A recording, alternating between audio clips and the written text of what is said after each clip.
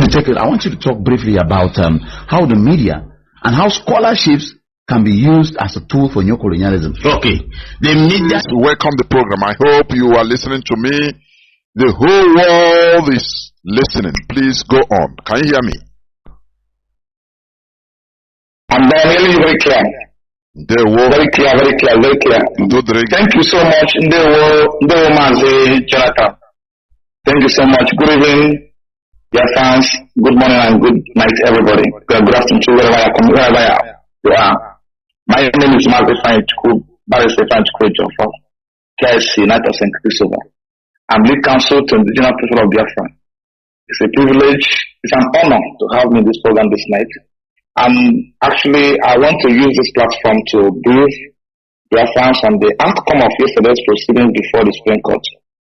I don't think it will take much time, just a brief update as to what transpired in court yesterday. And this proceeding becomes compelling because of the wrong, misleading narratives being published by Nigerian compromise media houses, which makes headlines all over the country and extension the world today. However, let me first of all give kind of a clear account on how far we have gone and where we started with respect to matter before the Supreme Court. I hope everybody is hearing me. The whole world is hearing you crystal clear. Please go on. It's no longer a news that on the 13th of October 2022, the Court of Appeal in Abuja delivered a unanimous judgment wherein they discharged Nnamdi Kanu of Chinedu 8-count charge and consequently directed that he should be released unconditionally and further proceeded to prohibit federal government from further detaining him or further preferring any form of charge against him in any court in Nigeria. That decision still stands today. It hasn't been set aside. It's still subsisting. It's still live.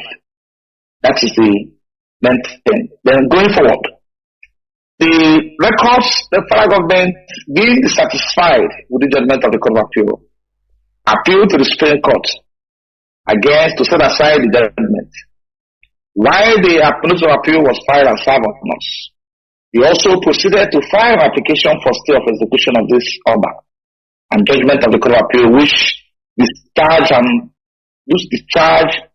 acquitted Nnamdi Kanu of all the count charge brought before the Court of Appeal.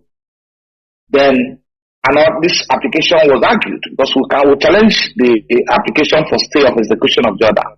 It was argued and the Court of Appeal this time around, a different panel of Court of Appeal granted the order for stay of execution and directed the federal government to compile records and transmit to the Supreme Court within a timeline. So records were transmitted before the Supreme Court on the 2nd day of November 2022. However, it's important to mention that we also cross-appeal against certain part of that judgment that we feel that it's important for the Supreme Court to clarify that has to do with status of IPOB and other issues of law. And also, we also appeal against the order staying the execution of the judgment of Court of Appeal delivered on the 13th of October 2022 because we haven't heard of such order before. An order of court restraining, staying the execution, limiting the liberty of citizens. It hasn't happened before. That's the first time we heard it in Nigeria court before. That a court of law will give an order discharging and consequently acquitting a citizen of all criminal allegations against him, and we proceed to appeal on that, or appeal against the judgment of the court. Why the person still detained? It hasn't happened. So we appeal against the order, stay the execution of that judgment. The Supreme Court, we appeal against the order before the Supreme Court. On 2nd of November, the records on the appeal filed by the federal government was transmitted and served on the parties. To serve on the parties on this date. Now, by virtue of fast track rules, parties direction 2013 of Supreme Court, which regulates this type of proceedings, the federal government have only 10 days to file the appellate brief and serve on us. They didn't file anything, they didn't serve on us because the intention the intention, which is obvious, is to use this process to further delay the release of Mazi Nnamdi Kanu and further keep him in perpetual custody, absolutely confirming that the custody of the SSS. Now, having waited for them to file their appellate brief before the Supreme Court, they will file. We now file our application, which anchor on 11 provisions of the law, asking the Supreme Court to dismiss the appeal filed by the federal government so that they can allow our client to go. That application was filed and served on the federal government on the 25th of November 2022. It was filed on the 25th of November 2022 and served on the federal government on that same day. Then, on the 5th of December 2022, federal government filed their appellate brief. Instead of responding to this application, they filed their appellate brief. In this case, they secretly filed their appellate brief, hid the processes from us. That's why they filed that at the point they filed this appellate brief, they entered into an undertaking with the registrar of the Supreme Court, and they will start those processes on the same day. They filed the appellate brief and also, along with the motion for extension of time, to regularize what they filed outside time. Then they filed them, they didn't serve us. They hid them from us. Now, we are following up because we have an application also, we filed for selected hearing of the appeal, along with the application to dismiss the appeal. So, when we are following up on the response from the court as regards to these applications, and also the letters we are writing to CJ to assign the case to, assign a date for hearing of their matter, it was brought to our attention that these people filed processes on the 5th of December 2022, and they didn't serve us. So, we now complained to the court, proceeded also to file an application to obtain certified true copy of all they filed in court and hide it from us. Then this, when we applied for that, the certified true copy of the processes they filed, it was immediately given to us upon payment of requisite official fees to the court. Then, when we received the processes they filed, we immediately filed our respondent brief. Then, also serve same on them on the 10th day of February 2023. Then, instead of them also reacting by filing a reply brief to what to file, they filed an application to amend their notice of appeal. This application was filed on 16th day. That is 6 days after we filed and serve on them our respondent brief. They filed the application to amend their notice of appeal by adding additional 9 grounds of appeal. They filed it on the 16th day of February 2023, and they didn't serve us. They still hid it from us. It was on the 2nd day of March when we are still following up by way of application, full application to CDM to assign a date in view of the medical condition of Nnamdi Kanu and nature of the case. That on account of that pressure, they served us this process they filed on 16th day of February 2023. They served them on us on the 2nd day of March 2023. So now, when this date was given, date for hearing of this appeal was given. Of course, when a date is being given or assigned to a matter, the courts will serve hearing notices to the parties, indicating that, notifying that the matter is coming up for service for hearing. So, when the date was given and hearing notices were served on the parties, they quickly prepared an application for amendment of their grant of notice of appeal, same as the one they filed on the 10th of February 2023, and filed and served on us that was on 26th. This was 2 days ago. They served one at 2:39 p.m. Then served the second one on 6:30 p.m. They served on the office of our lead counsel, Professor Michael Zekone in the night. So now it's important for me to clarify that the essence of what they are doing, these processes, or their style, is nothing but to ensure that this matter didn't go on. You know, when an application to amend a ground of appeal is filed, then and the ground of you allow them, if it's granted by the court, you amend the ground of appeal, they will now file a fresh appellate brief. When they file a fresh appellate brief, we can now respond to what they filed, they will now file a reply. Of course, you know, the Supreme Court is not a court that has all the time on earth to determine matters. It's a court that gives longer dates. So what actually they are trying to do is that by filing these processes, the date will be given probably by next year to hear this appeal. But yesterday was the end of their game. Because yesterday when we got to court, they mentioned all the applications, the frivolous application they filed, including the motion for amendment of grounds of appeal, and also the motion for amendment for extension of time to allow them come in. Now, the SAN said no, we are not objecting this time around. Because we understand their game. Their game is for us to object. The Supreme Court will act of anger probably say, okay, come back on November this year, or come back on January next year, or March next year, for us to argue this application. There's no objecting. That what we are interested actually is for that to go on. Let's hear the case of the merit and let's be determined speedily so that the fate of our client, Nnamdi Kanu, will be determined by the court. And court also comes for us. Yesterday, the application for them to amend was granted. The grounds of appeal was granted. Now, the court proceeded to give them timeline. We didn't wish to file their appellate brief and serve on us. And in this case, 5 days. The court gave them from yesterday to Wednesday morning to serve us. And from Wednesday morning, we have from Wednesday morning to Friday, Monday morning to serve them. We are coming back to court on Thursday to argue the appeal. So, because what they wanted to achieve is when we are in court yesterday, we mentioned the court now we have an application to amend our grounds of appeal and also amend our extension of time for us to come in. And court will say that we don't have the luxury of time to allow parties to be coming every day. No. So they will now court will say, okay, we don't have the day this year. We can come back on January. That doesn't work out for them. Then now we're going back to court on Thursday, 11th of May, 2023, to argue the appeal on the merit. Now let me just clarify further. What has been making the headline in Nigerian media is that federal government filed additional grants, 9 grants of appeal against the leader of the people of Biafra. These are application in substance that's frivolous, means nothing to us. Why?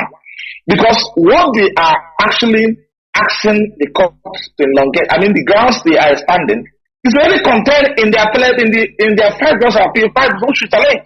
It's contained there. These facts are contained in the original grounds of appeal they filed. They are the essence of what I do. What they want to achieve is to delay the proceeding, nothing more. Just to lift one sentence and say it's a grant of appeal, lift another sentence, the grant of appeal. So they will stand just like what happened in 2021 when Nnamdi Kanu was abducted in Kenya and brought to Nigeria.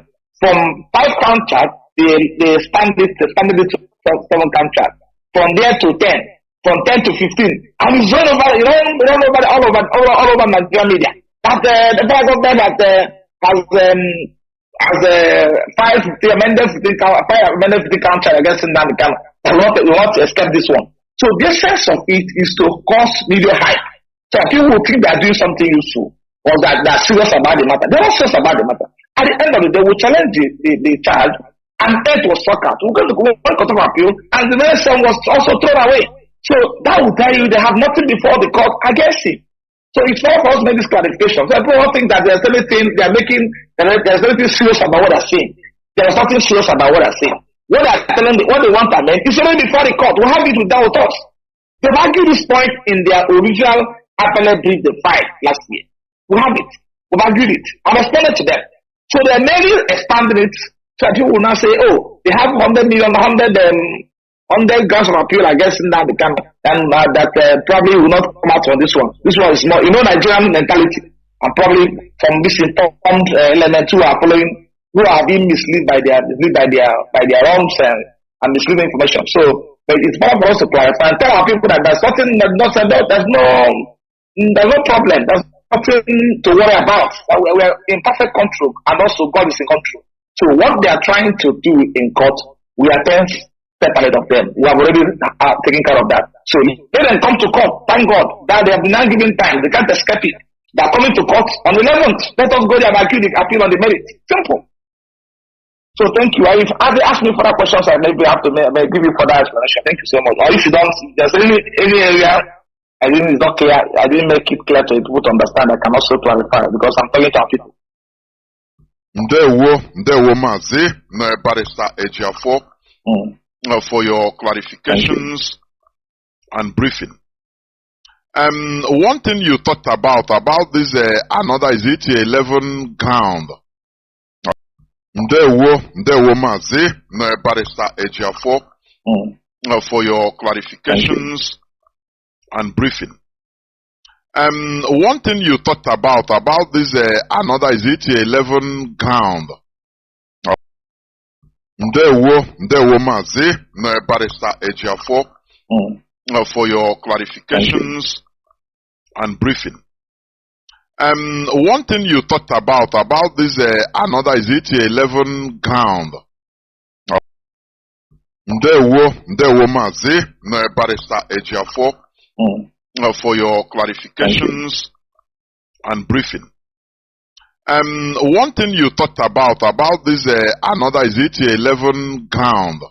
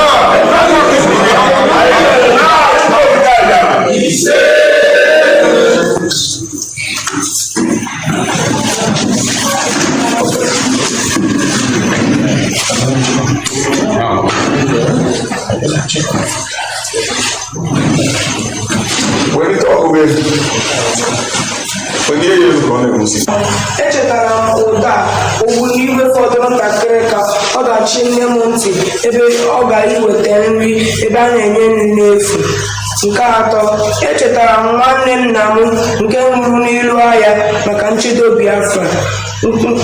Nke anọ, echetara m ihe ọkpụkpa ihe mgbu ọgọ m gabigara n'ụlọ ọgwụ maka ihe mmerụ ahụ nke mgbe egbe. Nke ise, echetara m ezinụlọ dị nwoke isii site n'otu afọ ekpochapụrụ n'oge echere ka ebibie ihe niile na-eku ume n'ala Biafra. Nke isii, echetara m ọrịa agụụ a na-akpọ kwashiọkọ nke gburu ụmụnne m.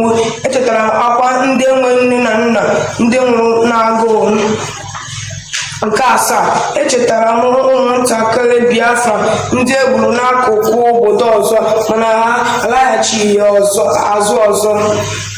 Nke asatọ, echetara m ogbugbu egburu ụmụafọ Igbo ndị arụpụ ndụ. Nke iteghete, echetara m akụnụba ndị Igbo.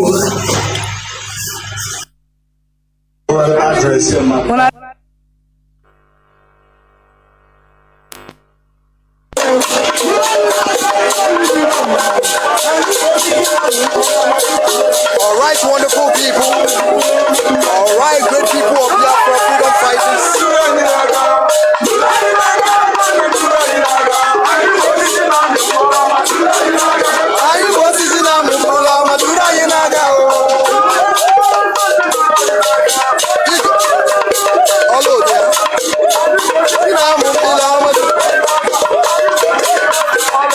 Biafra must come. There is no two ways about it.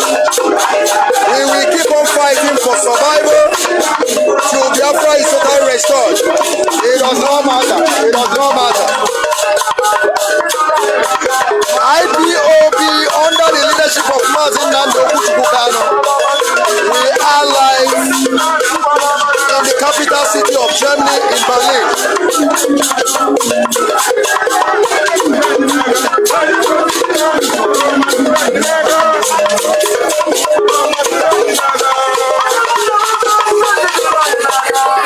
Follow us as we are marching on for the heroes and heroine day.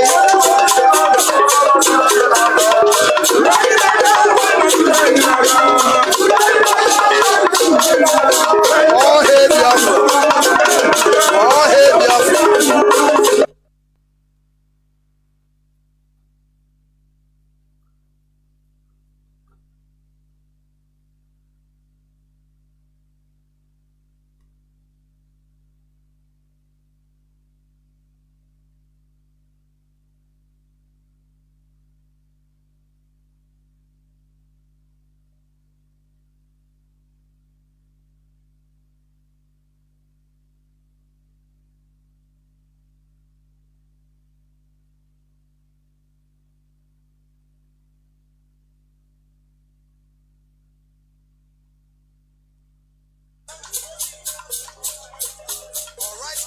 People, all right, great people of Biafra, freedom fighters.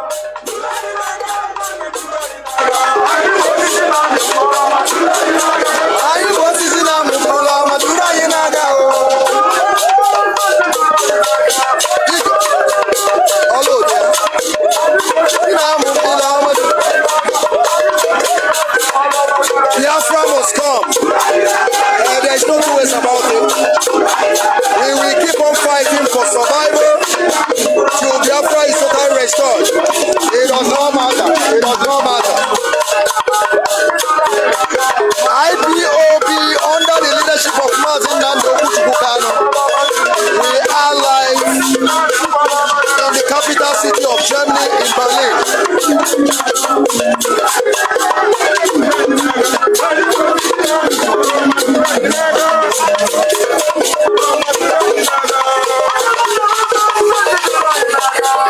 Follow us as we are marching on for the heroes and heroine day.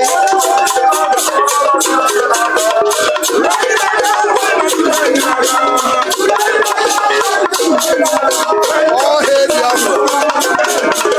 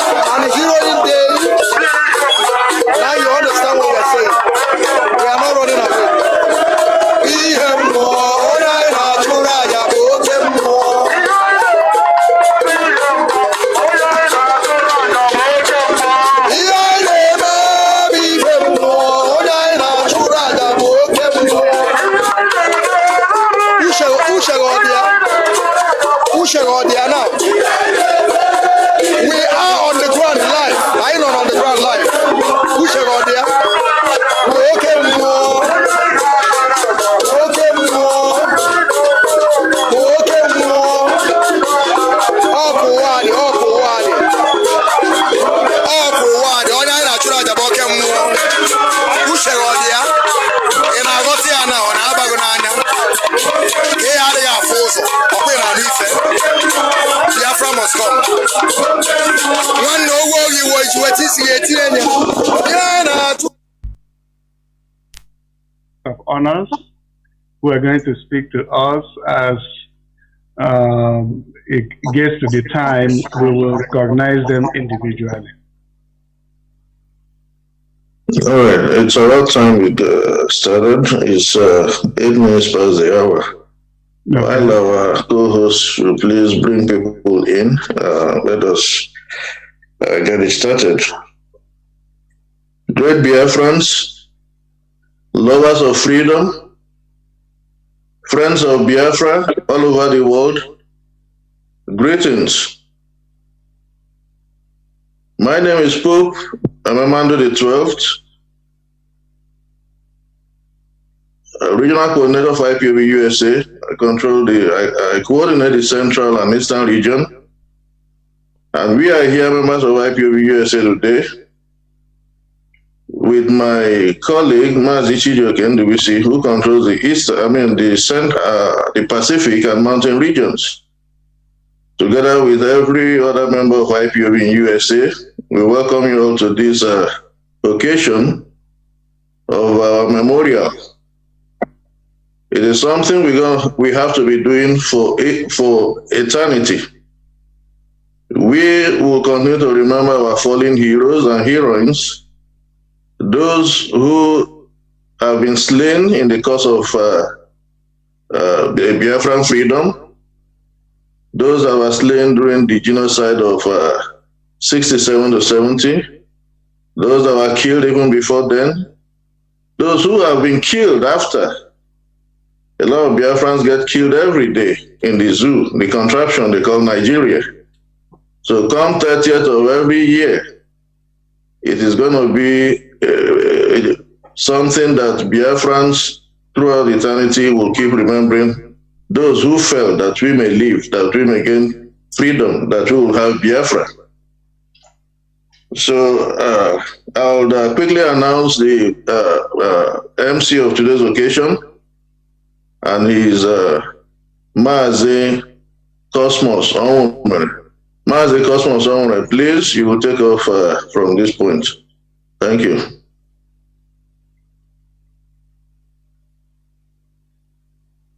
Thank you, Mazi. Pope, Nnamdi, thank you very much. Nnamdi the 12th.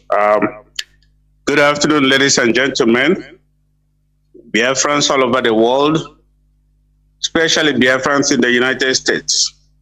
It is another 30th of May, a day that we remember those who have fallen in the struggle for Biafran restoration. A day that every one of us should pause and remember the life that we are lost. Today is another such day. I thank each and every one of you for taking time off from what you are doing to be here today. IPOB, One family. IPOB, One family. IPOB, One family. IPOB. One family. IPOB. Thank you very much. Thank you very much. Everybody that is in attendance and those that are still going to log in, we welcome each and every one of you. We are going to start off today's Remembrance Day with an opening prayer. And that prayer will be said by Mazi Pope and Muhammad for today's event. Mazi, back to you, please. Okay. Thank you.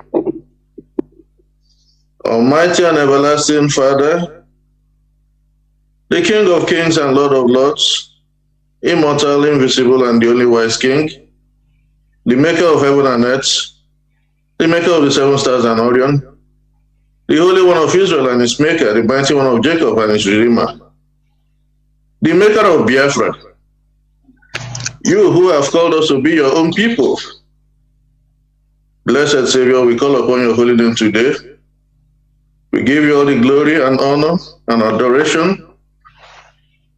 We give you every worship. We thank you for giving us life abundantly in the Christ. We thank you, blessed Savior, for making us to be alive to see this day, to remember all the fallen heroes and heroines of Biafra, all the Biafrans whom the enemies of Biafra have slain. We are here to honor them, to remember them, the sacrifices the ultimate sacrifices they paid for us to be alive today. Father in heaven, we beseech you to come and be in our midst, so that all that we are going to do today will return glory unto thy holy name. And that all that we are going to do today will prick the consciences of the enemies of Biafra, those who have arrogated power to themselves, that Biafra can never emerge as a free nation under the sun. They need to know that you, the creator of heaven and earth, are the Almighty. You are the Alpha, the Omega, the beginning and the end. We also remember our leader, Mazi Nnamdi Kanu, whom you have sent to liberate your people from this subjugation, from this misery, whereby our lives are counted for nothing. And those who call themselves superpowers, defenders of democracy, defenders of human rights, they stand aloof while all these injustices take place. But our Lord and our King, you are a Father of justice and truth. Your judgment can no man escape. We beseech you, Father in heaven, to descend thy judgment on this children of perdition. All those who continue to slay the Biafran people, they kill us at home, they kill us abroad, everywhere. Blessed Savior, we call upon all the spirit of the slain Biafrans to arise and pursue the enemies of Biafra, that Biafra may be restored under the sun. And we shall continue to glorify thy holy name forever and ever. Take glory, Father, thou the King, the Lord of hosts, who liveth and reigneth forever. Amen and amen. Amen.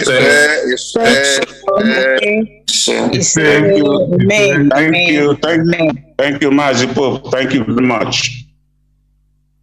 Yeah, as is customary with our people, Igbos everywhere in the world, anywhere we gather, both abroad and at home, we have to pay homage, do those things that we are known for. So, to that effect, we are now going to do Omenala.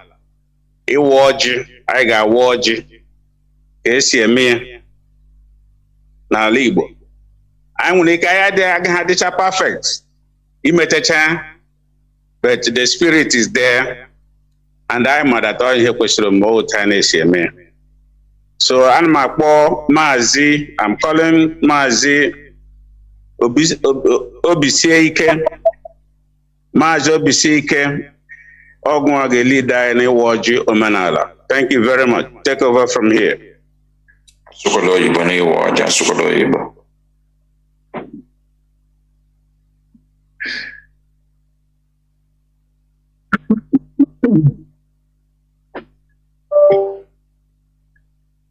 Mazi Obisieke, are you here? On mute. All hail Biafra. Thank you.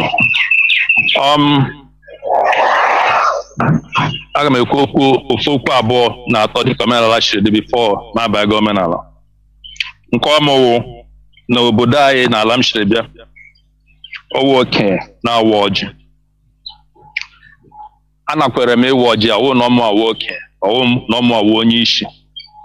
Kama a chọrọ onye ga-eme omenala ahụ dị m so oke ka m bụ mwepụta onwe m n'omenala. Maka ogu m agarasị n'agbanyeghị na ya na-aga ọgụ ọnwụ nne ya ahapụghị ịga ije ụta nna ya chikujere. So anyị ga-eme omenala anyị otu nna nna anyị ha si eme mgbe anyị na-ahụ ha n'obi ha na-anya akpa ndị nze na-aga n'ama ukwu na-awụ ọjị na-agọji ala aga ofe chekwa ala anyị mgbe ha ya enwere akwa na amị ka anyị polisi ka anyị nwere egbe ọha na-eche anyị.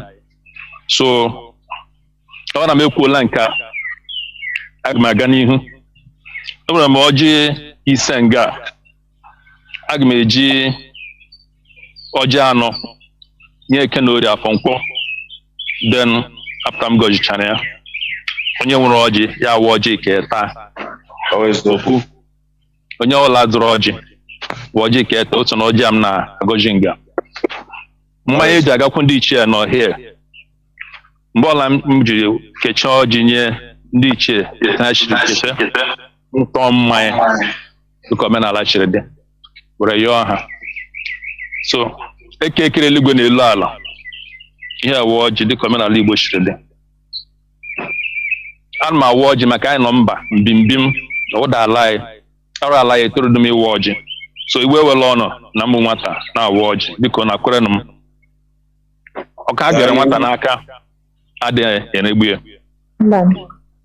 maka ihe ya ichie ndị nwe m na ichie ndị nwe anyị ichie nwe ala Biafra niile bịa were n'ọjị ichie nwe ala Igbo niile ichie nwe ala Ejọ ichie nwe ala Ishekiri ichie nwe ala Idoma ichie nwe ala Ogoni ichie nwe ala Ndoni ichie nwe ala Kalabari ichie nwe ala Efik ichie nwe ala Ibibio ichie ukwu ichie nta ichie dị ndị ichie nwụrụ anwụ a na-akpọkọ unu n'oge awa ebughị m aha obodo anyị niile n'isi m gara akpọkụcha maka obodo ọla nọ n'ala Igbo nwere mmụọ na-eche nwere agwụ na-eche nwere agbara na-eche a na-akwanyere unu ugwu n'oge awa dị ụta anyị nọ mba obodo oyibo mgbe ụfọdụ ọbụrụ sa ya chọrọ ịla ala ya kama ọ mmegbu a na-emegbu anyị n'otu isi na-egbuchi anyị n'ala ya ka ọ nụ ma anyị ya maka ihe anyị na-ayọ unu taa biko nụ were na ọjị taa wụ ụbọchị anyị na-echeta mgbe onye isi anyị Ọdịmegwu Ojukwu mepere ala obodo anyị na-akpọ Biafra taa ka anyị na-eme ncheta ya na-ekwu gọzie ala anyị eze obi n'igwe Chukwu abịama ọkaka gọzie ala anyị ka ọ nwee ọganihu o ji ihe nwata welie aka elu otu echi ọ ga-ewetie okirikiri ka a na-agbụ kọsa adarị ya elu ya na ha gbachaa okirikiri ha agadarị ya elu a ga-enye ya ihe ruru anyị ise ndị ichie biko bịanụ biko bịanụ biko Eke were ọjị Orie were ọjị otu a ka ọ dị Afọ were ọjị Nkwọ were ọjị ndị ichie biko a na-ayọ unu nwanne anyị nwoke bụ onye isi anyị Ọdịmegwu Ojukwu o so n'ebe ahụ ugbu a ga-atụpụ mmanya n'aha ya onye isi anyị nke dị ndụ a na-akpọ Mazi Nnamdi Kanu ọwụ unu dịrị ya ọwụ unu na-agba ya ume ebe ahụ ọ nọ a na-ayọ unu n'oge awa dị ụta biko na-agba na ume nye na ya ahụike jiri oge nyere oge ahapụ ya aka jie na ụra aka iri ụra aka ise ụra aka ọgọ ụlọọlọ ya gbajie aka onwe ụzọ mkpọrọ ahụ ya gbaghee echi nga ahụ pụta bịa nọkụrụ anyị na-eche anyị na-ezube na anyị ọntịla anyị nweta ala anyị a na-ayọ biko nna anyị eze biko ọdịnala ga-adịgide anyị agaghị ekwe maka ihe a nọ mba tere aka chefu ọdịnala anyị ala m tọdụrụ ụkwụ ya were ọjị ya were mmanya ihe m na-emenwe ike gaa n'ihu ala Biafra niile were nọ mmanya ndị ichie niile ndị nwụrụ n'oge ọgụ ndị nke dị ndụ ndị eji ndị a na-emegide emegide a na-atụ mmanya n'ahụ unu ka mara onye nwe ya dakwasị unu ka ndị iro nwe ike hapụ unu ma ndị nke ha gbuole ma ndị nke ha chọrọ igbu taa ma ndị nke ha ga-egbu efu maka ha na-egbu anyị kwa ụbọchị onye nwe ya biko lene ọ dịghị mma obiligwe nke asaa biko ana m akpọ unu na ọwụ taa unu na-agakọ na-erikọ zanụ m ekpere biko nụ ndị niile ụmụnna anyị eji eji na ndị niile a na-egbu egbu ma ndị niile ha chọrọ igbu biko ha na biko gbapụtanụ nwanne m nwoke a na-akpọ Mazi Nnamdi Kanu gbapụtanụ ya na ahụike ka ọ zụchukwu ike n'ala ka ọ na-apụta ọnwa amamihe ya na ọ na-ekwu otu mgbe mbụ okwu iri ntị niile na-akpọchi na-ada n'ihe anyị na-ekwu ndị nke na-ada ege ntị ka ha gee ya ntị. Okwu ụlọ o kwuru ka ọ bụ ụwa ntị aka ji anyị ka ha hapụ anyị. Ndị na-echekwa anyị si na ha wụ ndị ndọrọ ndọrọ ọchịchị si na ha na-eri ihe n'aha anyị na ha wụ ndị isi ha na-achọ afọ ha wụ ndị isi n'afọ oke ha. Agaghị m asa ala Igbo gbuchie ha. Ihe m ga-asị tụgharịa n'obi ha ka ha mee ihe dị mma.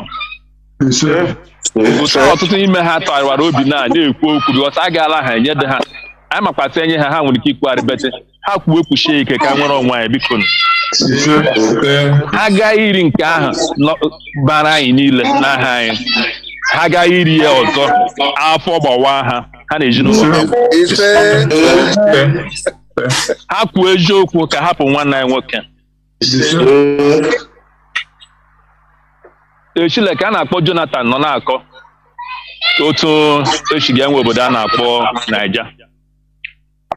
Ya kwuo ya kwuchie ya ike ikwela ụra ọbara Biafra baa ya n'ime maka e nyere ọchịchị anyị agaghị emezuzu ga na-emeji ala ndị iro ha emejicha ha achịa ya ọchị sile ya ego. Nna biko ekwele ka ha kpaa ya ego ọzọ. Nna biko anyị na-eme ncheta ụmụnna anyị niile n'obodo dị iche iche na ndị nke na-agba mgba mana ndị anyị nọ na nsogbu biko chekwa na anyị niile. Chekwa osote onye isi agha wụ Maazị Chike Doziem, onye isi agha wụ Maazị Chinasa Nworu, ndị nchekwa obodo niile, ndị nke na-eche US, ndị nke na-eche Europe, ndị nke na-eche Germany, ndị nke na-eche France, ndị nke na-eche Asia, ndị nke na-eche Africa, ndị isi niile na-akọdineti biko nye ha amamihe ka ha kọdineti ka ihe niile wee nwee ike gaa n'ihu. Ekwenụ ka anyị niile na-eso ha eso ruo isi nwee ike eme ihe ha kwuru ka anyị nwee ike mmezuo ebumnobi anyị. Ise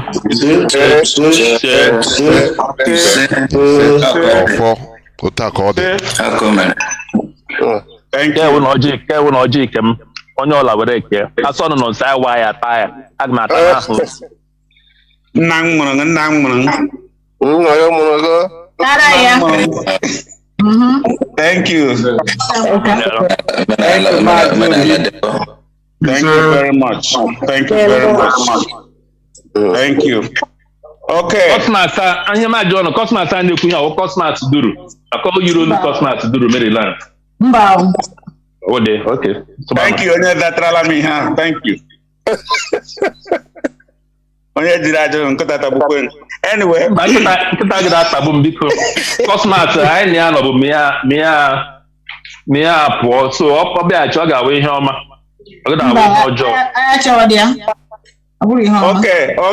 Okay, we have to proceed. We can do that later.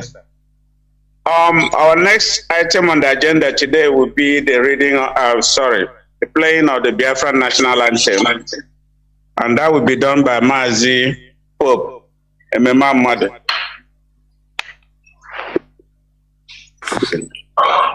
Good Biafrans, we are all going to be on our feet as we play please. the Everybody national will anthem. stand up while we are playing the national anthem. Everybody, please stand up.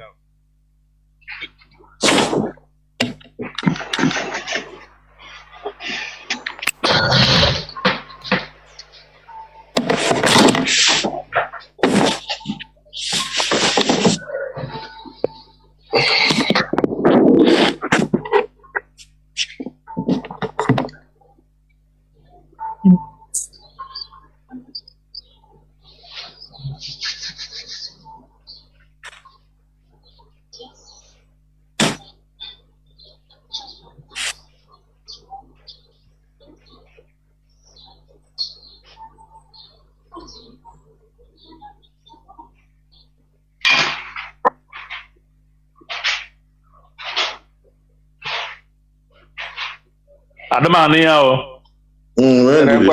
Be patient. I'm getting well wounded. I'm our patient.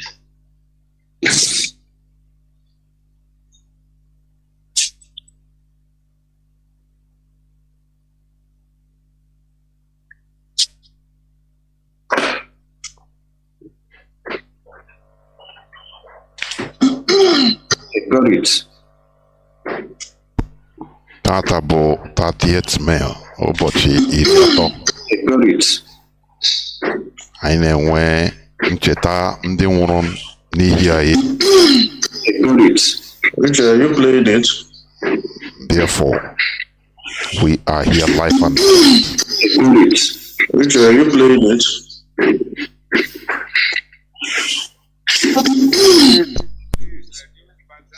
Wherever you are. The background. Reduce your background noise wherever you are. Reduce background noise wherever you are. Reduce your background noise wherever you are. Reduce background noise wherever you are. Reduce your background noise wherever you are. Reduce background. Yeah. No, what's going on? And the channel. Blue.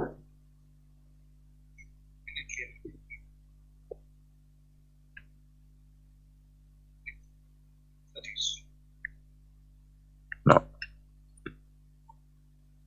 Mazi Pope, close this page. Okay. Close this page. Oh, okay. Okay.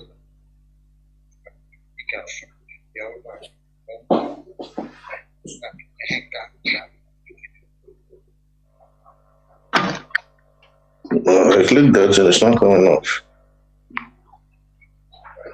Okay, I made the normal thing I'll stop.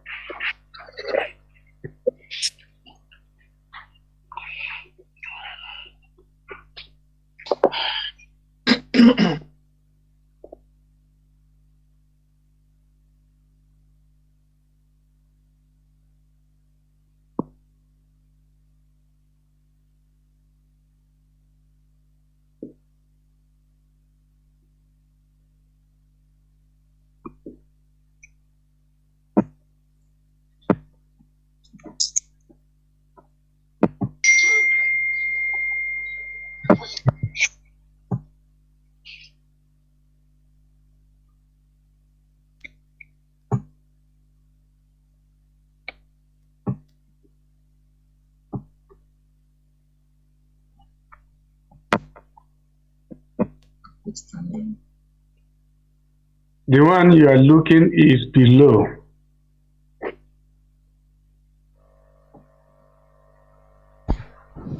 We are continuing in the commemoration of 30th May 2023. Do not forget that we are here live and direct on Radio Biafra, London. Yeah, it's below there. Yes. Therefore, we must remember them that died that we might live. Let us sing our national anthem. Can we hear it? From here? Yeah, it's clear.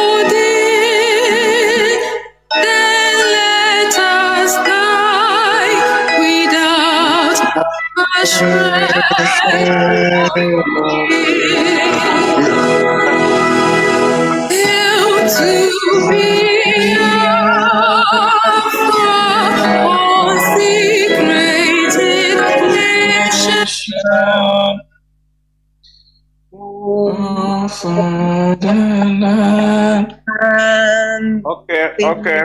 All right, please hold it.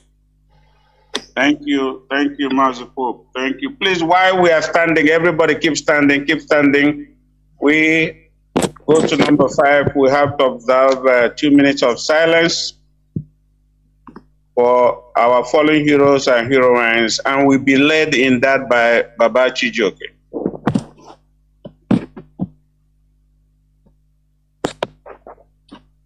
Thank you, Mazi MC. Pope, if you could close your sharing windows, because all these things are streaming live. If you could, yes, thank you.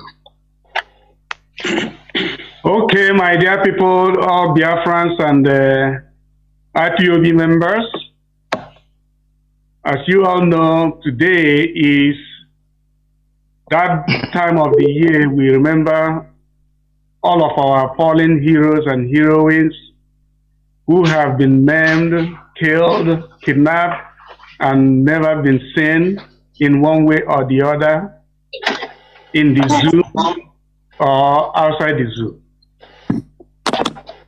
Their memories, their spirits are still with us. Therefore, as protocol requires, we're going to give them this solemn honor of 2 minutes of silence.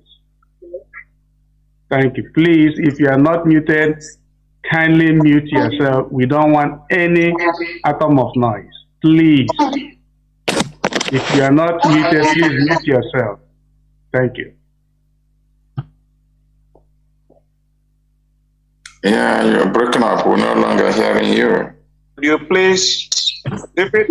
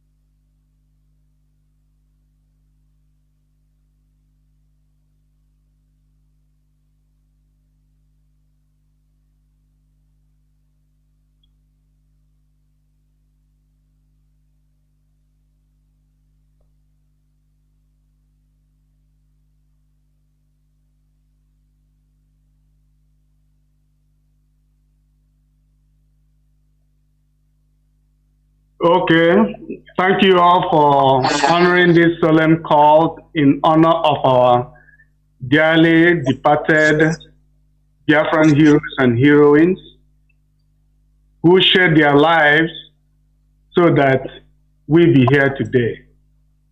We continue to beckon on Chukwu Okike Abiyam to hold them, cleanse their spirit,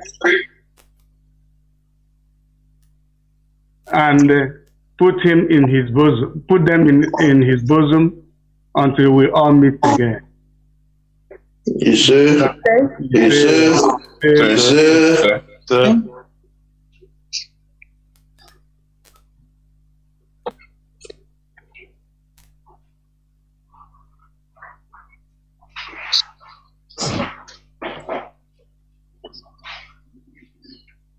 Okay, Mazi MC, back to you.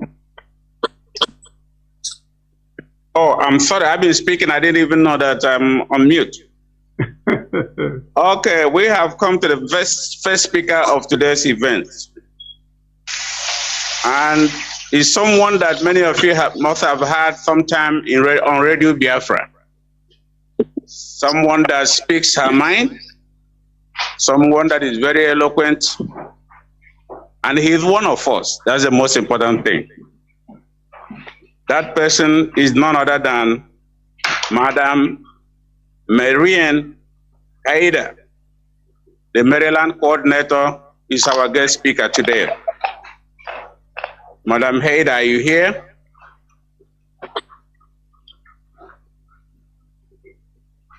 Unmute, unmute. Madam Aida, are you here? Can you hear me? Yes. Now, now we can hear you loud and clear. Okay. Am I coming right? Because my yes. problem today. Okay. Wow, beautiful too. Go ahead. Yeah. Good evening, everyone.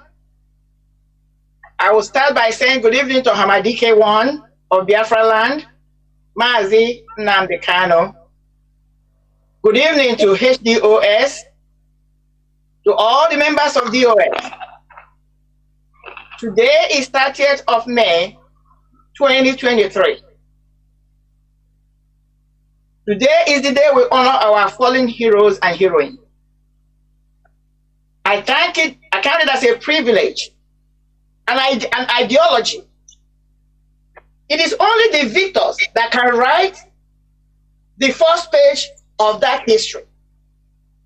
Now, although the victor is able to write the first page of the history because the victor had the pen and the pages and the paper, the victor may not be able to suppress the truth or control it or even control the mind of those they deem to be the vanquished. Now, this is where Mazi Nnamdi Kanu Hamadike 1 comes in. What do I mean by this? Even though the mind of the other contestants, the victor may not be able to suppress and control the mind of the other contestants forever. And that is where IPOB, under the leadership of Mazi Nnamdi Kanu, the supreme leader of Biafra land, the Hamadike 1 of Biafra land, comes in to be important and relevant. And we must continue. So no matter how many times people like Peter Obi, Obasanjo, and their likes may be parading this false narrative that the sovereignty of Biafra state died 50 or 52 years ago, they may be able to control the pen and the media and the pages of history for a moment. But the truth is what they cannot control. They cannot stop us from remembering the pogrom meted against us as a people between 1967 and 1970, and counting even as we are speaking today. They have not stopped, but only continued. They have intensified their efforts to systematically cleansing or ethnic cleansing. That's what they're doing with us. They're trying to systematically, ethnically cleanse us and remove us from our fatherland, our motherland, where we have been for more than 500,000 years ago. This is a planned deal. They are not relenting. Each administration that comes in, they continue to solidify, they continue to be creative in their wickedness. The marginalization and systemic ethnic cleansing of our people since after the no victor, no vanquished famous statement by the Nigerian government led by Major General Gowon has continued even to present day government. With each new succeeding administration, more determined, more resolved to wipe us out of the surface of the earth. And the world watches in silence. That is the sad part. our homes, our schools, and churches, from the hinterland to the coastal region of Biafra landscape, have been riddled with bullet holes. The unprecedented carnage and destruction is on a scale that never has been seen before. It's unimaginable. And these actions by the Nigerian government, through their militaries and their terrorists, that's their civilian foot soldiers. Because make no mistake about it, they all work together. Has strengthened their resolve forever in their campaign to destroy us. And that is why we must strengthen our own resolve and quest for this freedom so that we can get out of that contraction called Nigeria. Now, according to a Greek philosopher called Thucydides, the bravest are surely those who have the clearest vision of what is before them, glory and danger alike, and yet, notwithstanding, go out to meet it. So we are here today to honor our heroes who have paid the ultimate sacrifice, to remember their achievement, their courage, and their dedications, and to say thank you for your sacrifice. Thinking of these, our heroes and heroines who are not here today, and those who are here with us today.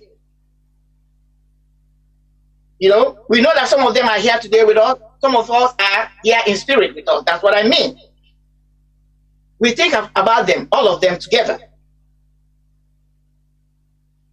So, thinking of those heroes and heroines who are here today, and some are with us in this land of the living, and those who are here only in the spirit, a person can't help but feel awed by the enormity of what they encountered. We stand in the midst of the patriots and the family and friends of those who have nobly served and made the ultimate sacrifice any human being can offer for others. These are our heroes we honor today. Though they came from all walks of life, they shared several fundamental qualities.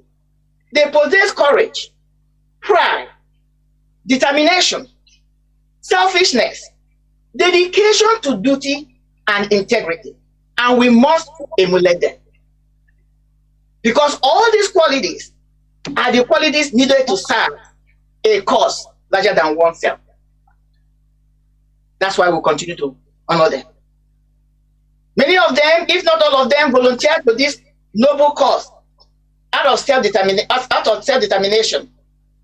They didn't go to war because they love fighting.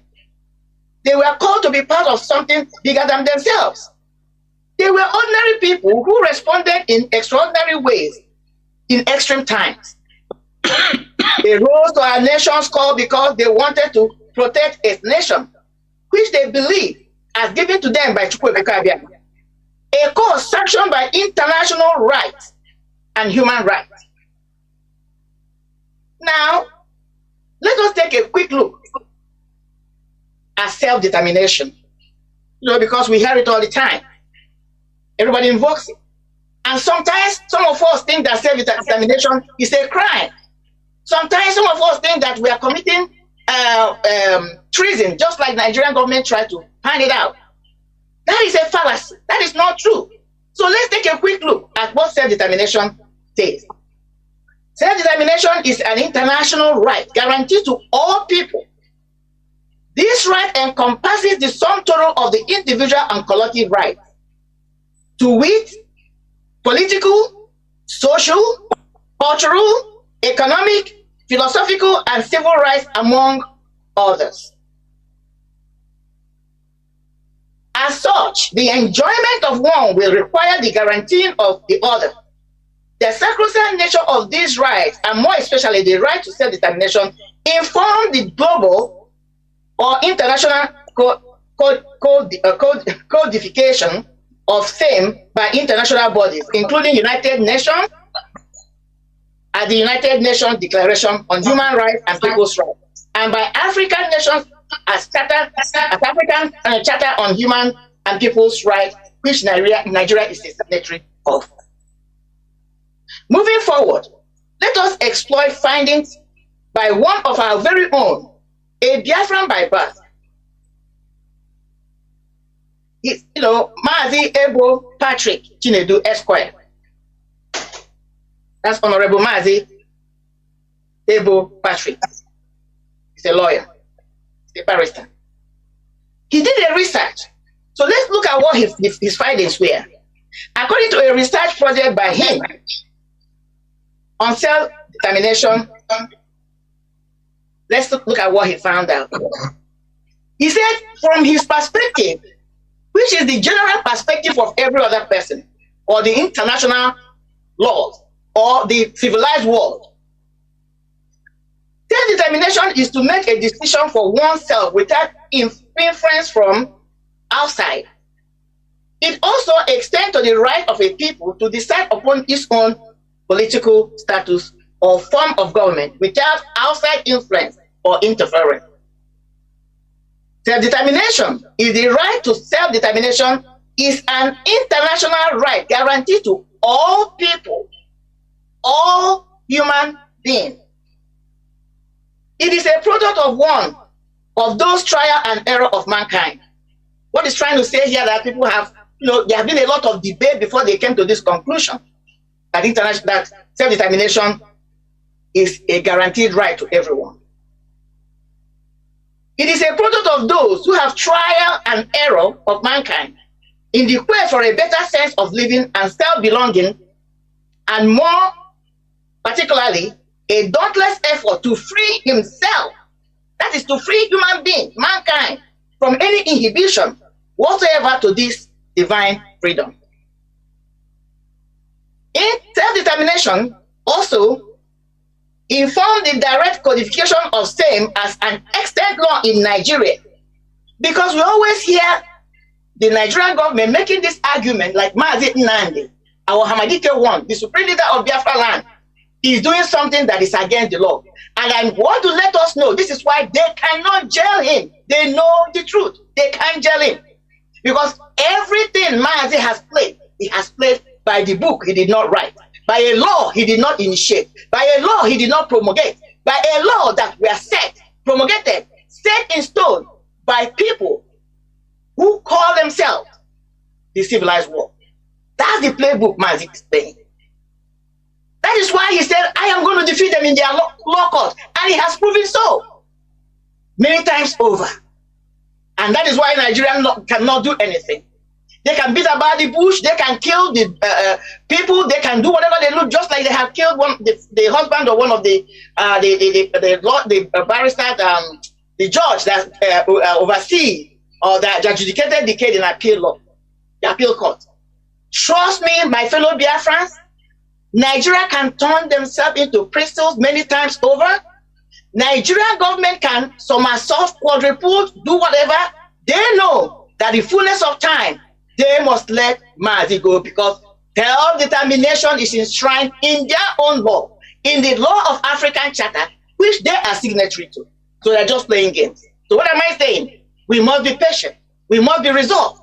We must stay in these trenches as we continue to honor those who have come before us, who are not even here with us today. But we must stay resolute and know that Biafra is coming, and it's coming very soon. And Mazi is coming out, whether they like it or not. So let's go to the conclusion of what our brother, his research work. This research work critically analyzed the constitutional issue arising from the exercise of the right to self-determination in Nigeria. The research was done in Nigeria. So we're not saying anything that is outside the scope of Nigerian government. We are not pulling something from the Mars or moon. We are not saying anything that is outside their jurisdiction. This research was conducted in Nigeria. And let's see what the argument, how it came up. He said this research work critically analyzed the constitutional issue arising from the exercise of right to self-determination in Nigeria, using the case of IPOB, the indigenous people of Biafra, as a case study. They have already done a case study on us. And that's what we're about to find out what happened. They know the law is against them. They know their own court is against them, whether they like it or not. But let's move forward quickly. In carrying out this research work, the researcher, which is our brother I just mentioned earlier on, used the analytical doctrinal research methodology. So he used all the scope of research apparatus. Use every tool. I like a researcher like this because he tries to cover his ground. For in-depth analysis, the researcher used referential material status, case laws, textbooks, materials, and journals, internal materials, articles and journals, internal materials, opinions of scholars. So this is a scholarly research article, research result that we are looking at. You know, so this is well made and previewed and reviewed by his peers, and that is why it's called a scholarly research article, and that is why it's very important. And let us see what he found out. He says at the end of the research, the researcher, Abel Patrick Chinedu Esquire, discovered that the right of self-determination is one of the fundamental rights legally recognized and codified in Nigeria under the African Charter of Human and People's Rights. We're on the right path, my people. We are on the right path, and victory must be ours, whether they like it or not. This is their own law. They are signatory to it. It's not our own law. It is not our Hamadike's law. This is a law they signed, and I believe they are smart individuals. They are not dummies. Even if they are dummies, they should have read it. So, quickly, I don't want to waste too much time. He says, at the end of the research, the researcher Abel Patrick discovered that the right of self-determination is one of the fundamental rights legally recognized and codified in Nigeria under the African Charter of Human and People's Rights. It was ratified, and it was a ratification and enforcement. That is when they got in, and it was captured at A9 law of the Federation of Nigeria. That was in 2004. Now they reversed it in 2010, and they still are signatory to it. They didn't bow out. So as such, the attitude of Nigerian government and its agencies in trying to undermine the exercise of this right, our right. We Biafrans, by here brute or force, is not legally, is not only illegal. What I'm saying here is that for them to try to use force to suppress us, it is not only illegal, unconstitutional, but also contrary to its international obligations. And that is why we must continue to call on the international bodies, whether they keep quiet or not, they must fulfill their obligations. So with the research work of Abel Patrick Chinedu Esquire, we must agree with me that our quest to self-determination, instituted and ably led by our supreme leader Mazi Nnamdi Kanu, Hamadike one of Biafra land, is not just our inalienable right by our creator, but a right justified by international and Nigerian law, and this is why we must continue until this right is accorded to us. So today and days to come, we are advising the Nigerian government, especially the newly inaugurated cabinet of President Asiwaju Bola Ahmed, to pay attention and heed to the recommendation of Honorable Abel Patrick Chinedu, which is that the Nigerian government should retrospect in its action of undermining the exercise of this right to self-determination. If it is committed in all honesty and prudence to finding lasting solution to the mirage of global conflicts, during the man's continued existence in the society. So again today, our gathering is just one small spark in the flame of pride that burns across the nations today and every day. It is not a lot, but it's one small way we can honor those who have made the ultimate sacrifice so that we can live in freedom. We may not be able to award medals to our fallen and living heroes and heroines, or add their names to monuments and name buildings for them, to honor them for their bravery for now, but nothing can even replace the hole left behind in our hearts by each of our fallen great men and women. And that no number of medals and ribbons can ever comfort the ones left behind, I mean their families. So we say today, and we'll continue to say, thank you to all our heroes and our heroines for answering the call to duty. You have made us to be recognized and respected in that contraction called Nigeria, and represented and respected in the whole world. Now, to the family members of any other fallen heroes and heroines, we know you have lived through difficult times and often taken the heavy load to keep the home fire burning. Thank you for what you have done. Your presence here today and that of the people across Biafra land and all over diaspora is a way to say we remember and we honor you all. So thank you for being part of today's occasion, for taking the time to honor our heroes and heroines. Chukwuokike Abiyama bless you and your family. Chukwuokike Abiyama bless you, our gallant ESN, our brave men and women, and Chukwuokike Abiyama bless Biafra. Thank you all, and Chukwuokike Abiyama bless you all. Bless our veterans, bless Biafra, and all hail Biafra. All hail Biafra. All hail Biafra. Thank you. Thank you, Madam Maida. Thank you. Please clap for her. Clap for her. Well done. Well done. Well done. It was awesome. Thank you. At this point, ladies and gentlemen, we will start our reading for today's occasion.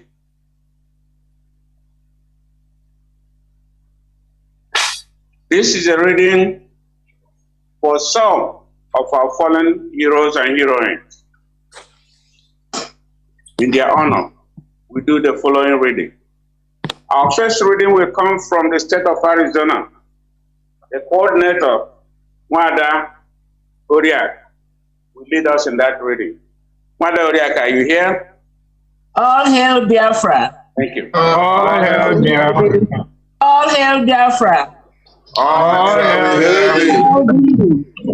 Hello Biafrans, we are gathered here today, 30th May 2023, to pay the fitting Biafra Memorial Service and journey of remembrance to not only honor our heroes, but to ask the Almighty Creator Chukwuokike Abiyama to grant their spirit in His kingdom.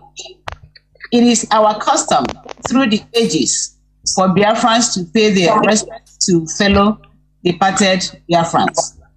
Our thoughts and prayers are with all families whose loved ones, father, mother, husband, wife, children, unborn children, nursing mothers, and many more were killed during the war and being killed, maimed, beheaded, massacred on daily basis by Islamic jihadists in Nigeria, and also all Biafrans who have died fighting for what they believe in.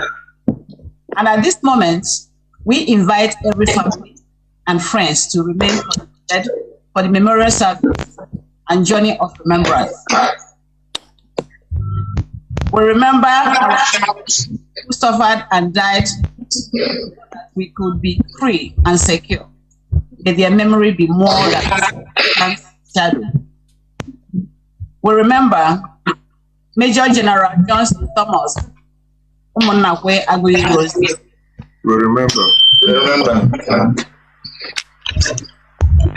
Major General D. Odumegwu Ojukwu. We remember. Major General Philip Effiong. We remember. Major General Madu. We remember. Major Chukwuma Kaduna. We remember. Major CJ Anuforo. We remember. Lieutenant Colonel Nicholas Eji. We remember. Colonel Archibald. We remember. Colonel Archibald. We remember. Colonel Nwobosi. Colonel TC Onwafegu. We remember. Captain GME Gwala. We remember. Major D.O. Okafu. We remember. Second Lieutenant A.D. Mbadiwe. We remember. Lieutenant A.D.C. Ebuna. We remember. Captain A.L. Orok. We remember. Captain A.O. Ebet. We remember. Major B.E. Namani. Major Christopher Emelifong. Now the following are men who use their talents to advance the Biafra cause. Pa Mbazurike Amechi. We remember. Mazi Okokondem. We remember. Mazi Clement Okori. We remember. Mazi Onyejiaka. We remember. Mazi Morris Prince. We remember. We remember. And Mazi Chinua Achebe. We remember. General response. For their dream. For their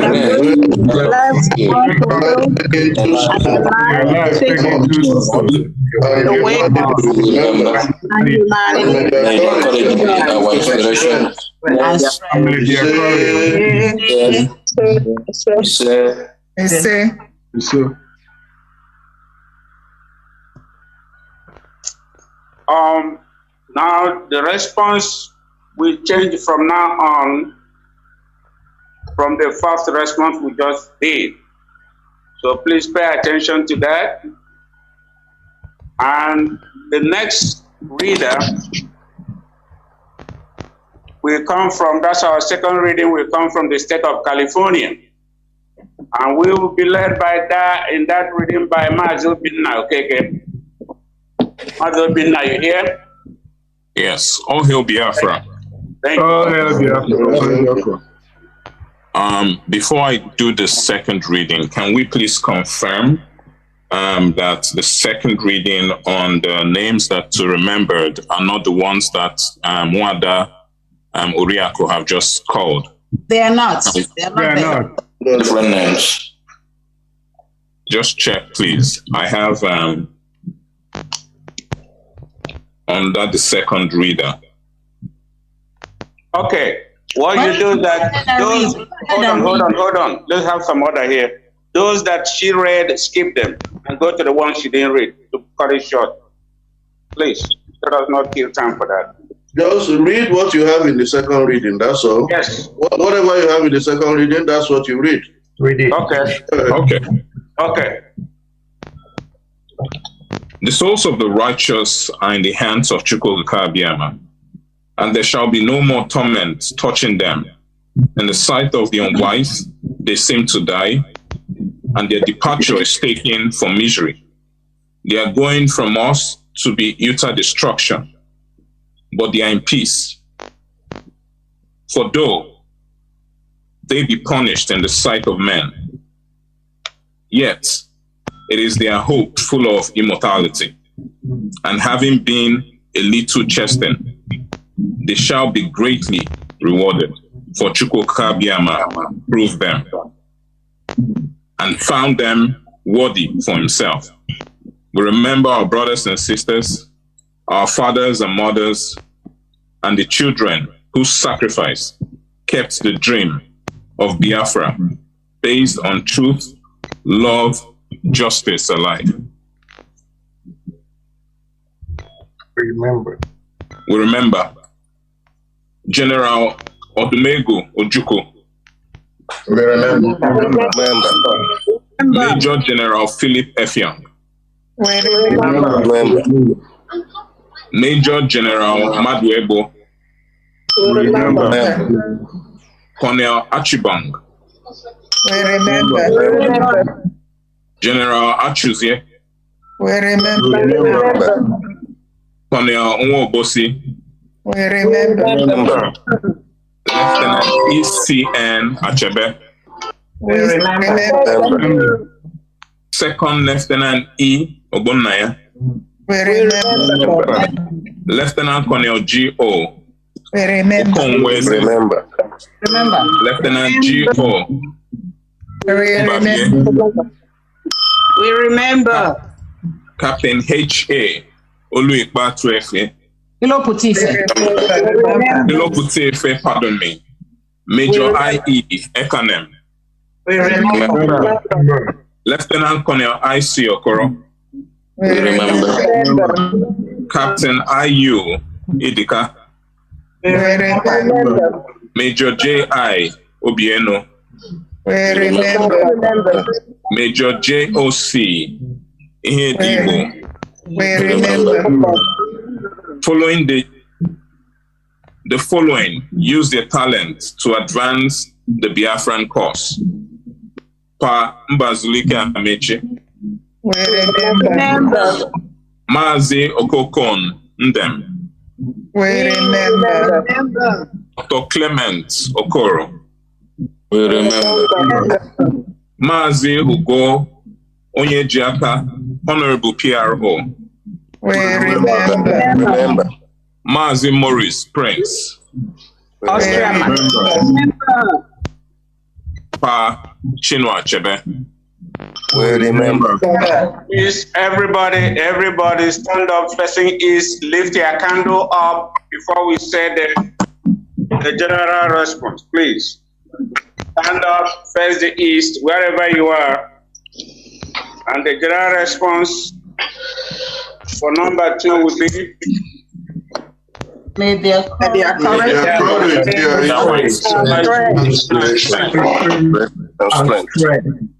and that will be the response throughout until we get to number 10. Thank you. Thank you, Mazi. Thank you. Thank you.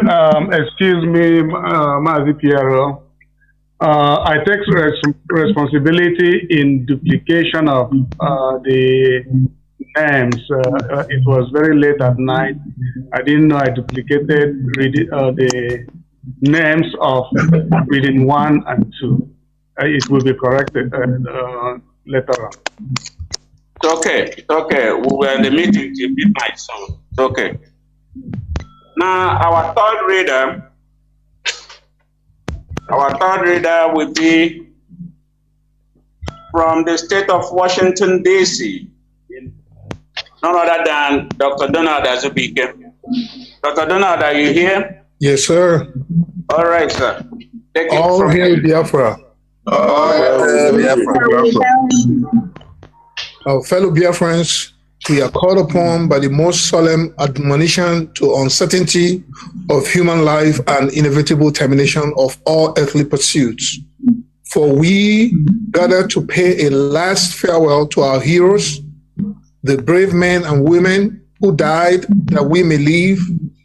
These last appreciations and honor paid to our dead provide us an opportunity to express our sense of loss and to offer a tribute to their memory, while they enable us likewise to bear witness to our belief in the immortality of the soul.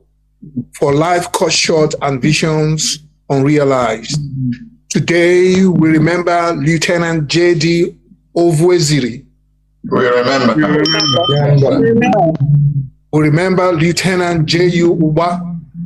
We remember. Captain Jonathan Ekere. Remember. Lieutenant K. D. Waribo. Remember. Captain L.C. Dilibe. We remember. Major Obi. We remember. Major O. Isong. We remember. Captain P.C. Okoye. We remember. Second Lieutenant P.K. Onyeneho. Second Lieutenant P.D. Ekedio. We remember. Lieutenant S.E. Onwukwe. We remember. Captain S.E. Majoabon, We remember. Major T.E. Nzegu, We remember. Lieutenant P.O.E. Beek, We remember. and Captain R. Abazwe. We remember. Once again, everybody stand up facing the east before we read the response. And the response is? May the Conspiration and strength. Thank you. Thank you. We get to the fourth reader. Oh, okay. All right. I was thinking about that. All right. They remind us that our lives are to be lived in accordance with divine providence and ready to lay it down for the cause of Biafra and salvation of humanity. That we are diligently to walk while it is yet day, so that when the call comes to lay down our tools, we may be found ready to enter the kingdom of Biafra. We are in his light, we shall see light. We remember the fallen of our Biafran armed services. We remember the victims of terror and tragedy. We remember the millions of defenseless women, men and children bombed in the markets, starved to their death in schools and hospitals. By Soviet made and piloted by Egyptians. We remember Warrant Officer 1, Elijah Anosike. We remember Staff Sergeant Ewom Ejiogu. We remember. Remember Warrant Officer 2, Ndarake Oya. We remember Staff Sergeant Davidson Joko. We remember Staff Sergeant Sivanus Edeku. Staff Sergeant Evan Jim Odo. Corporal Pius Deacon. Corporal Michael Akudike. Corporal Johnson Abu. And last Corporal Gabriel Okezie. May their courage be inspiration and strength. Thank you. We move to the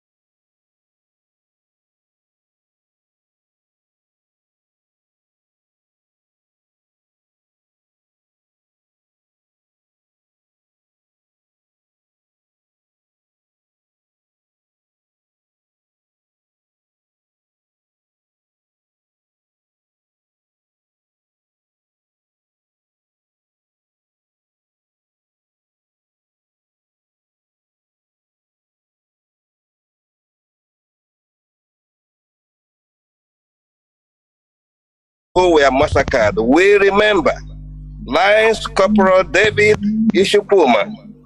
We remember. We remember Private Fidelis Onyekwe. We remember. We remember Private Mba Iroha. We remember. Remember Staff Sergeant Celestino Kapo. We remember. Remember Lance Corporal William Olani. We remember. We remember Private Innocent. We remember. We remember Lance Corporal Josiah Onyejiaka. We remember. We remember Warrant Officer 1 Joseph Mba. We remember. We remember Lance Corporal Matthew Njumeke. We remember. And we remember Staff Sergeant Joseph Ibekwe. We remember. Response, everybody. with your candle facing east. May their courage be our strength. Thank you. Thank you. We proceed. Our sixth reading will come from the state of Massachusetts. Coordinator Mazi Okore. Mazi Okore, are you here? Unmute.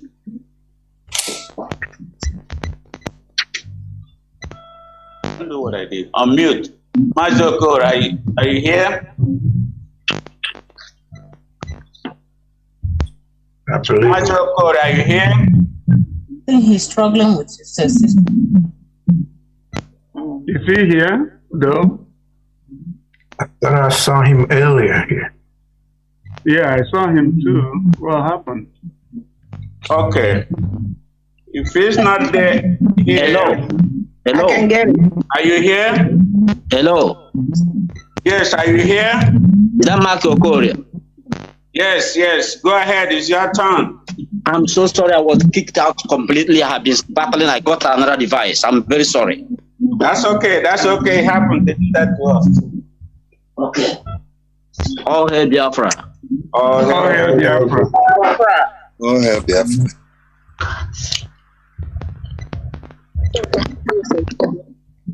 This is By the light of divine countenance, we shall then pass without fear in the face of our adversaries. Through the valley of the shadow, and at last shall receive the reward of true vision, of truth and honesty, and acquire the possession of Biafra land and of an immortal inheritance. For death cannot keep us from the grace of Biafra, because he has willed to free us from Nigerian bondage and lifted us out of the shadow into the light that cannot die.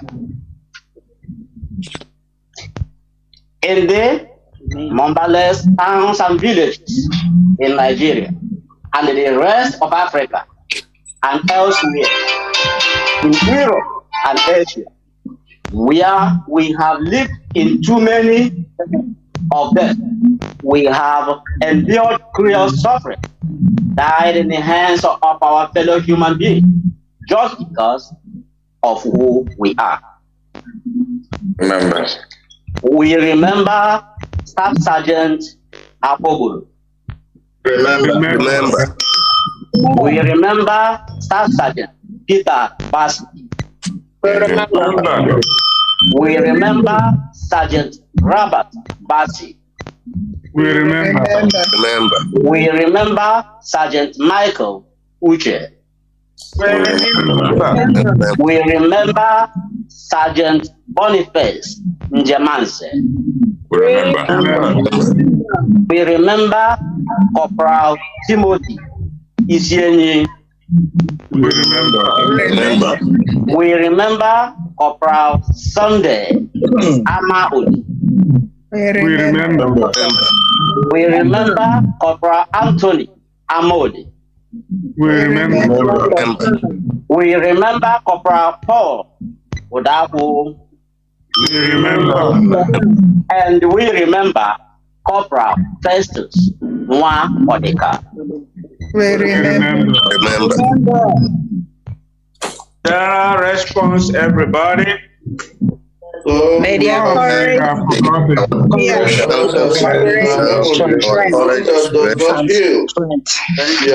be our inspiration and strength. Thank you. Moving on. Seventh reader will come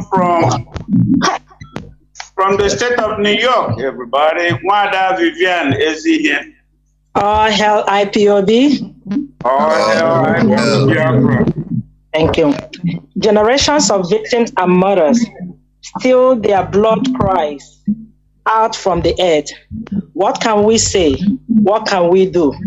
How do we bear the unbearable or accept what life has for our people?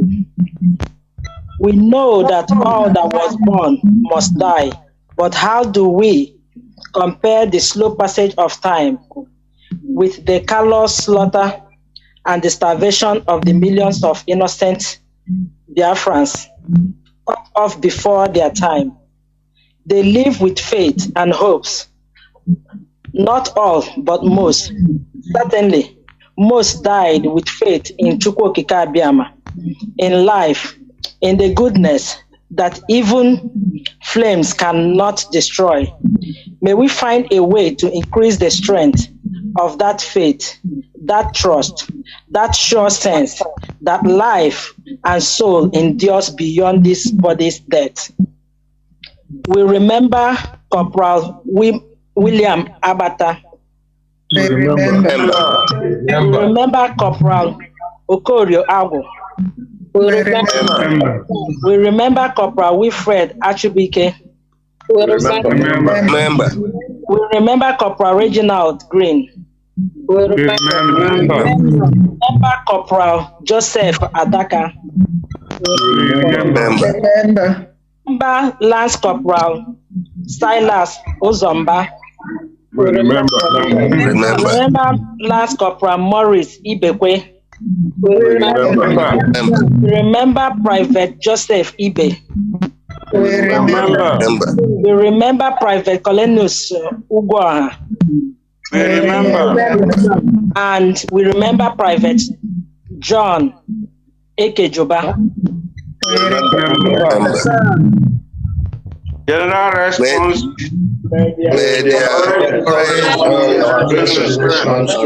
Our inspiration and courage. Thank you, everybody. We're moving along smoothly. We're gonna have our 8th reading.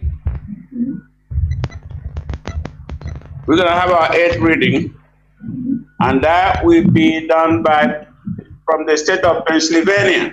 Yes. Coordinator Mazi is the real act. Your camera is upside down, please, sir.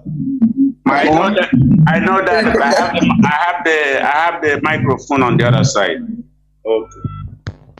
So, though we are driven out of our homes when we need them the most to foreign lands, where we live in agony and die of ultimately untimely death, we are still full of hope more than ever because we have you. At home, our enemies use our own misguided people to poison us, ambush us, point us out to the enemies, yet we continue the mission both in the flesh and in the spirit, because you, sent us on this mission, and we cannot fail with you. Our hope and our redeem our victory is assured. We remember Colonel Emmanuel Nwoboshi. We remember Eze Israel Kanu. We remember. Remember Lolo Geze Nene Kanu. Remember Chiamobi Okafor, aka Waka Waka Biafra. Remember Commander Ikonso. Remember. And Commander Ikonso. Remember. General response. May their courage be our inspiration and strength. Thank you. We proceed to reading number 9. Coming from the state of Texas, Coordinator Mazi Achulike. Mazi Achulike, are you here? Yes, sir. Okay. Almighty and everlasting Father,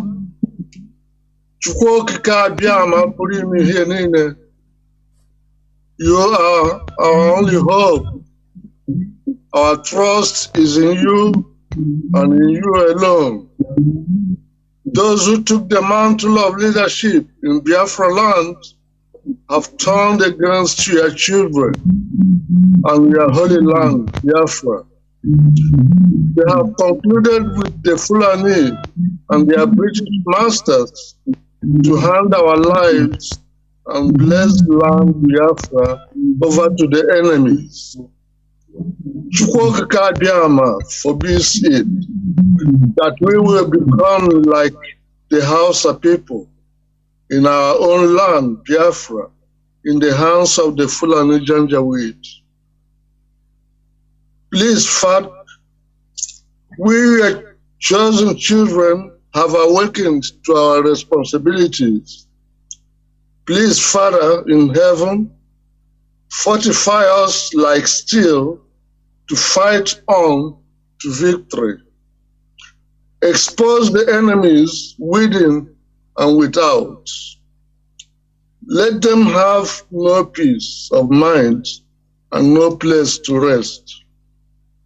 Reveal all their evil plots against us, and may they turn their plots against themselves. Grant us the upper hand and absolute victory soon, so that those who have died in their sieges will finally rest. We remember victims of Operation Python Dances 1 and 2. We remember. We remember victims of Umpo, mass murder. We remember victims of CKC massacre. We remember victims of MNA massacre. We remember victims of Iguacha massacre. We remember victims of Obibo genocide. And we victims of the ongoing sieges all over Biafra land. We remember. General response. May their courage be our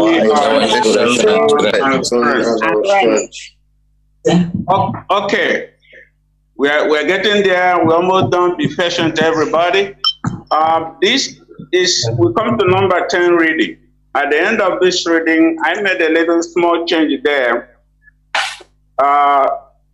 So, because this is to one individual alone, particular, our response will be, may his courage be our inspiration and strength. Please don't forget that. May his courage. Yeah, okay. And that person is a tribute to Bruce Mayrock. Yeah, beautiful. Every IPOB should know who Bruce Mayrock is. Right. And we are going to be led in that reading and prayer by none other than Baba Chijok, the Pacific and Mountain Regional Coordinator. Baba Chijok, please take it up from here. Okay. Thank you so much, Mazi MC. All hail Biafra. All hail Biafra. Biafra will hail thee. All hail Biafra. Thank you. Biafra will hail thee. Biafra will hail thee. Yes, we decided to put Bruce Mayrock, who is an American. Maybe he's still here in the spirit with us. Yes. Because of what he did, yet the world did not flinch. Continue to be massacred, children starved.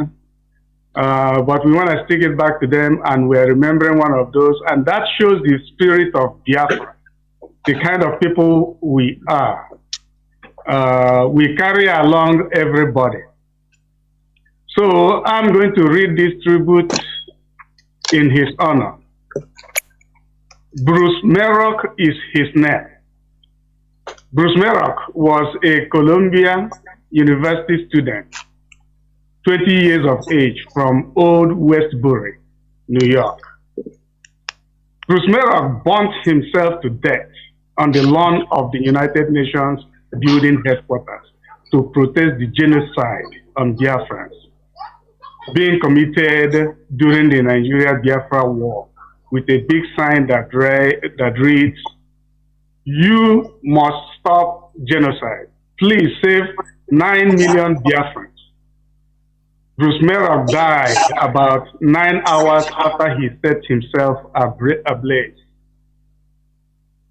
Bruce Merrock was born May 6, 1949, and he took his own life for people whom he never met before in May 30th, 1969. 2 United Nations guards spotted the flames and chased the youth across the lawn with fire extinguisher. But Merrock eluded the guards, racing in front of the north lounge of the building before several hundred horrified delegates and onlookers. The student finally fell to his knees beside a statue bearing the biblical inscription, "Let us beat our swords into plowshares," and guards extinguished the flames. Merrock was rushed to Bellevue Hospital, where he was listed in critical condition with burns over most of his body and pronounced death shortly after midnight. At the UN, guards found a large cardboard sign on the front lawn which said, "You must stop the genocide. Please save 9 million Biafrans." At the bottom of the sign, a quotation read, "Peace is where there is an absence of fear of any kind. Hero on fire." Bruce Merrock, Biafrans all over the world remembers you today, and we will continue to remember you forever. We will never forget your sacrifice in defense of our freedom. Standing up, everybody standing up with their candle facing the east. May his courage be our inspirations and strength. Thank you very much. Now we have come to a second or third segment of our program today. You know, when Madam Haida finished her reading, I didn't say much because of time. I wanted to proceed. We're going to get another speaker, not another. We have 2 more speakers here today. Mazi MC, Mazi Pope is supposed to say one solemn prayer after the readings. Then followed by I have it, but it doesn't come after the reading. Doesn't show here. Does he want to go now? Does he want to go now? Well, anyhow you want it, whatever order you want it is okay. Let the speakers come up, please. Okay. I'm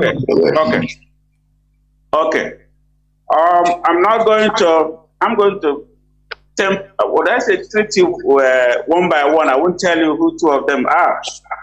But the first person is somebody you have had on Radio Biafra.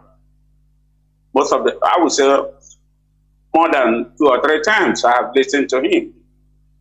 And to tell you the truth, when I listen to him speak, I feel like going into the classroom again and let him lecture me. I'm talking about none other than one of our very own, a Biafran historian, but he's not just a Biafran historian, he has other feathers on his cap. I'm talking about Dr. Justice Louis Okachi. If you listen to Radio Biafra, especially in the mornings, you hear him speak and talk about what things that happened during the Biafran War. You got to love the man. So, Dr. Okachi, are you here? Yes, indeed. Good evening, everybody. From here. Take it from here.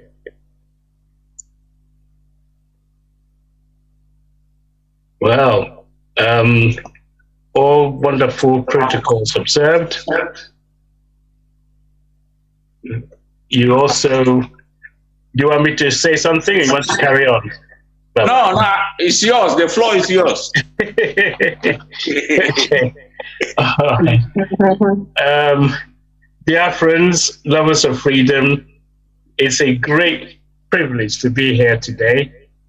I nearly escaped from the UK 30th of May. You guys want me to join you as well. So, okay, it's a double blessing, I think. Thank you. On top of it, I brought my brother, Professor Philip Effiong. I don't know, I'm not sure if I can see him on the screen. And in spite of the late, informing him very late, and he's agreed from his busy schedule to join us also. If Prof. Philip is here, please indicate. I don't know if you can all see him. You're most welcome, sir. Have we seen him? Yes. Yeah, you can also respond. And Prof. Philip, welcome to our 30th of May on Zoom. The Americans are getting. Can you hear me? We had to do a lot of marching today in the UK. Can you hear me? Yes, we can hear you. Yes, we can. Am I clear? Okay. Yes, very clear. Clear, you're clear. Okay, thank you. Sorry that I didn't respond right away. I was having some issues with my sound, but yes, I'm here, and I do appreciate the opportunity to be here and to see everyone. Yeah, sometimes this Zoom has its own way of doing things, but I am also showing my face. The reason why I didn't show my face is I thought those who were speaking should have the floor. So I decided to just not release my video. So I will do the same. When it's my turn to speak, I'll be glad to show my face. I'm just used to doing that, staying in the background when other people are speaking. But thanks for acknowledging me, Doctor, and I'm very happy to be here, and I do appreciate all that I've heard, and I look forward to the opportunity to sharing what I have. Thank you again. Thank you, and it's good to see everyone. Thank you very much. Okay. Whoever is doing the control, I'd like to get access to share. Is that okay? Okay. Give me permission kindly to share. All right. Let's see if this will work. I don't know if you're going to make me co-host or what. Yes, I'm about doing that, Doctor. Okay.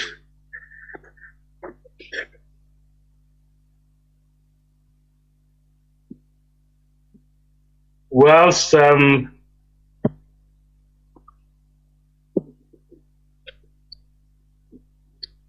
brother is getting that organized, I think today we're honoring those who really helped us. And it is incredible to actually appreciate how someone will leave their comfort zone, fly a plane, and get blown up in the process just to feed people like me. So it's an amazing day to recall and remember them. I've already heard of Bruce Mayrock, young lad who burnt himself. The Nigerians were very, very upset with these people, humanitarians.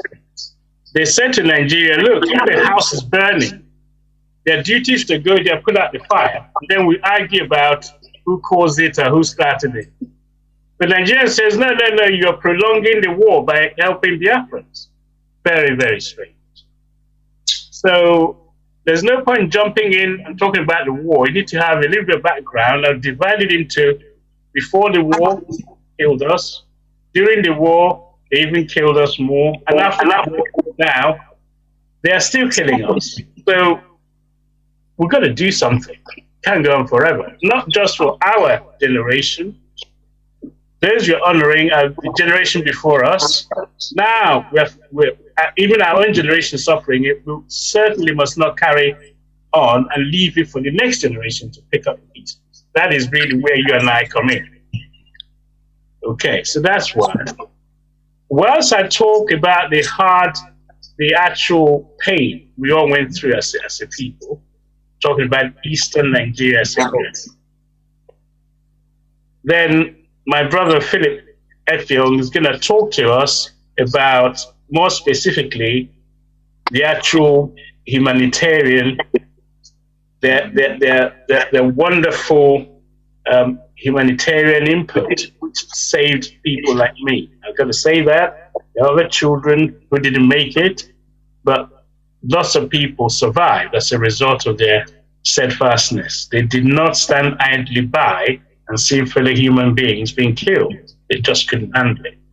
So I'm going to try and explain what was happening around the time, and I hope Philip will talk to us about them. And then we have a picture of what actually went down.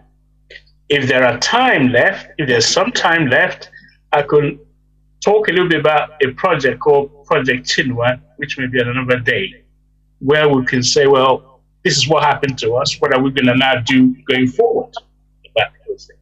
Okay, so fasten your seatbelts. We're in for a ride, a very, very rough ride. So it's what I call genocide Nigeriana. You know, it's a genocide like no other, and it's the longest running genocide. Okay, so we need to, as a people, we need to understand and do something about it. It will not go away because intention is ongoing until we either give up or they wipe us all out. So, without further ado, can I share then? Am I allowed to see? Yes, sir. Go ahead. Okay, let me see if I can do this.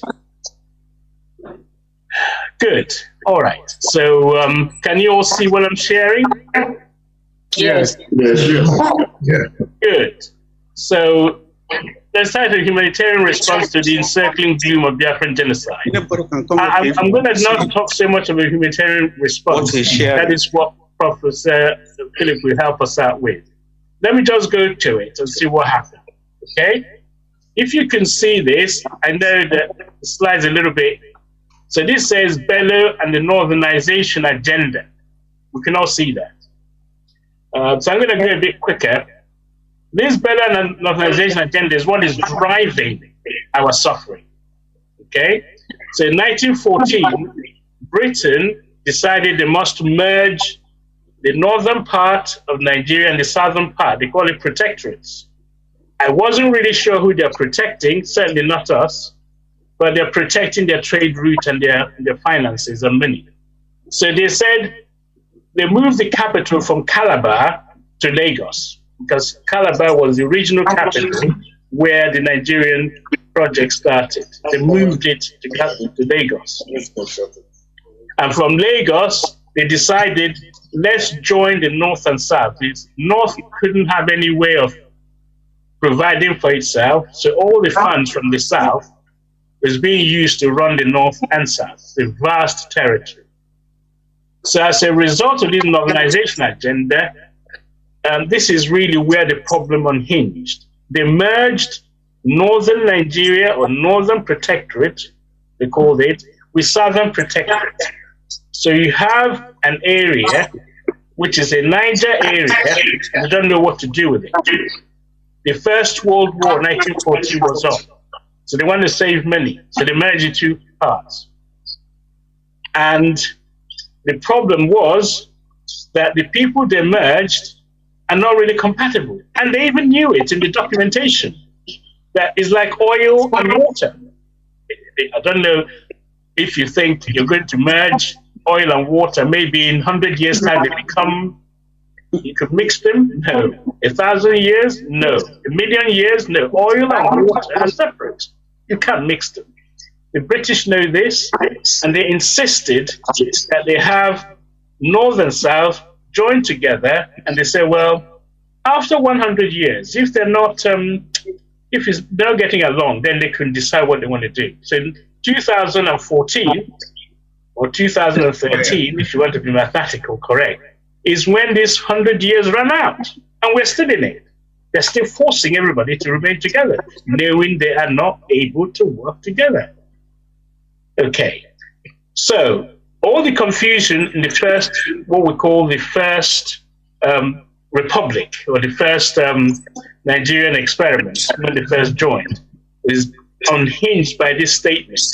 11, 12 days after Nigerian independence, 1960, it says, the new nation, which is this Nigeria, was independent on the 1st of October. This new nation called Nigeria should be an estate of our great-grandfather, Usman Dan Fodio. We must ruthlessly prevent a change of power. We will use the minorities in the north as willing tools and never allow them to have control over. We use the minority in the north as willing tools and the south as a conquered territory, and never allow them to rule over us. That's fair enough. And never allow them, this bit annoys me, never allow them to have control over their future. In other words, the future of the Southerners. You're not going to be allowed to have control over your future in perpetuity. Okay? So once we understand that, I've got to dip the Quran in the Atlantic Ocean. I said, why don't you just take a boat, go down to the Atlantic, dip a Quran in there, and go home. Leave us alone. Okay? So, but what is against this particular agenda is that there's something called self-determination. We mentioned it earlier on. The United Nations said that indigenous people have the right to self-determination. They have the right. It's not something they have to fight for. By virtue of this right, they freely determine their political, number one, their freely pursue their economic, number two, social, number three, cultural development. So you should be uncaged, not dumped into a cage and lock the key and you're there in perpetuity. You have the right, through self-determination, to be able to decide, for goodness sakes, who is ruling you, how long for, and if they get it wrong, you kick them out. But no, you're not allowed to have control over your future or anybody else's for that matter. But yet, you're one country, what I call the Lugadian cage. So that is the problem we have. Because some, what I call young hotheads, thought this is not going to go on forever. Nigeria is the giant of Africa. You're going to move forward. They call themselves the progressives. So they did a coup. I said, enough of this nonsense. It's too corrupt. And everybody, they jumped out, hey, Nigerians, we're now got a country. This is the celebration after the first coup, Jan 66. It says after the news came through that the army has taken over control, the crowds of young Nigerians surged on the street. Yeah, they rushed down to the street in support of this change of regime. It was universally in Nigeria welcomed. Everyone was celebrating. There was corruption. Nigeria is now going to be one country. The politicians are messed up. But somewhere along the line, they turned it into an Igbo coup. BBC said it's now looking like there has been, like an Igbo coup. And that was a trigger that led to the genocide we're now facing. This is genocide, which is before the war started, during the war, and after the war. It's still ongoing. So, if you just understand a little bit of what I just shared with you, why we're in this mess, okay? So what is the genocide before the war started? Well, 1914, when it was emerged, they said there's a mistake, amalgamation. The Northerners didn't like it. We're being swamped by the Southerners. Basically, the Southerners allowed the missionaries to come into their villages and set up schools and churches. In the North, they say we are Muslim, book is haram. So this book is haram thing you're hearing, it's not the first time. Book is haram, Western education is not welcome. We're not allowing you to come and do what you like. As a result, in so-called northern and southern protectorate, people in the south had more people who went to primary school, secondary school, you can read them, right? So when the jobs turned up, like running the post office, trains, and everything else that makes a modern nation, people from the south were advanced enough to fill these posts. So the northern said, you're taking our jobs, but they're not a job can do in the first place. So people from the south came up to the north. There were, I'm told, 41 secondary schools in the south, and in the north they only had 41, 42. So that such imbalance created a vacuum in the north, where people from the south went up and ran the railways, the post offices, and so on. So they became privileged pariah. I don't know if you heard that term.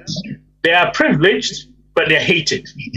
And by the way, when you go up to the north, if you're from the south, they call you Nyamiri. Doesn't matter whether you're Calabari, whether you're Igbo, whether you're Efik, a Joe, wherever you may be, you're Nyamiri as far as you're seeing. Because she went up there and said, give me water, meaning Nyamiri.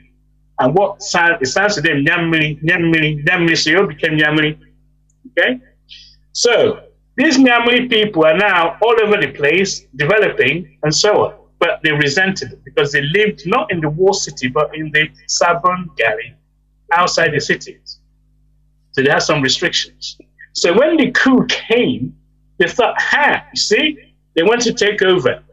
They came all the way to the land and they killed our leaders. And they didn't touch Zeke.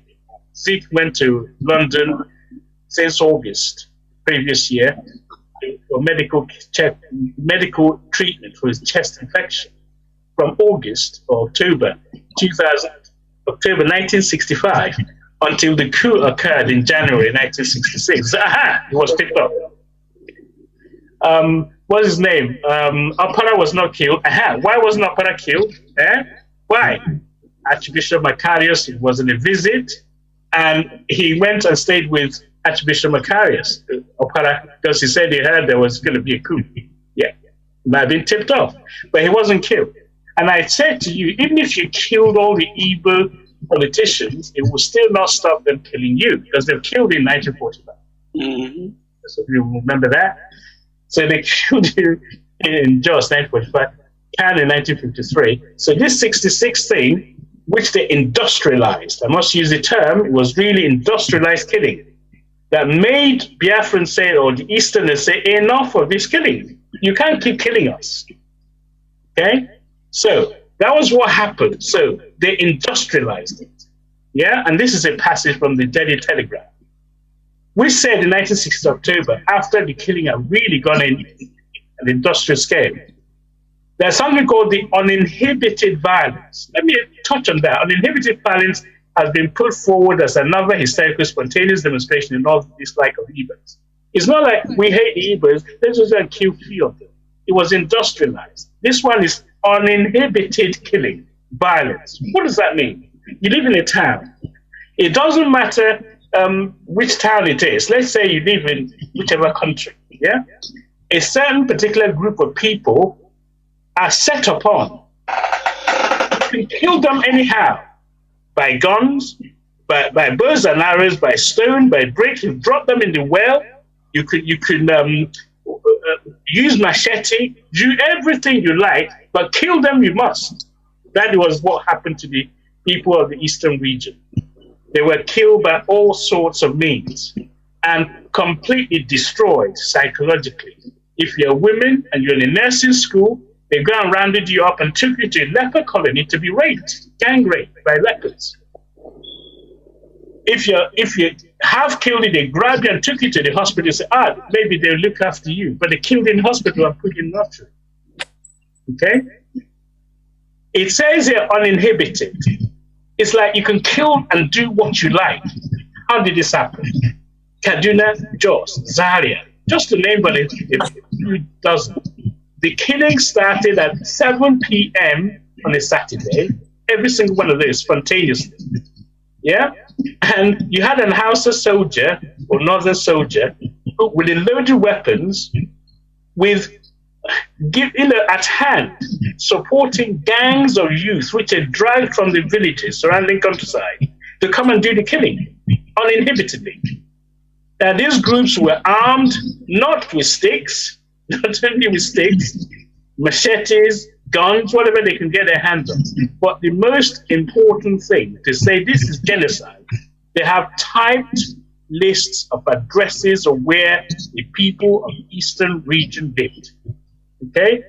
Someone, it's not a computer typer, it's one of those electric typer, you know, you go, you know, someone typed out the address of where the people of eastern region lived, and they descended upon them and massacred them. Okay? So you don't call that a spontaneous outbreak, it was planned.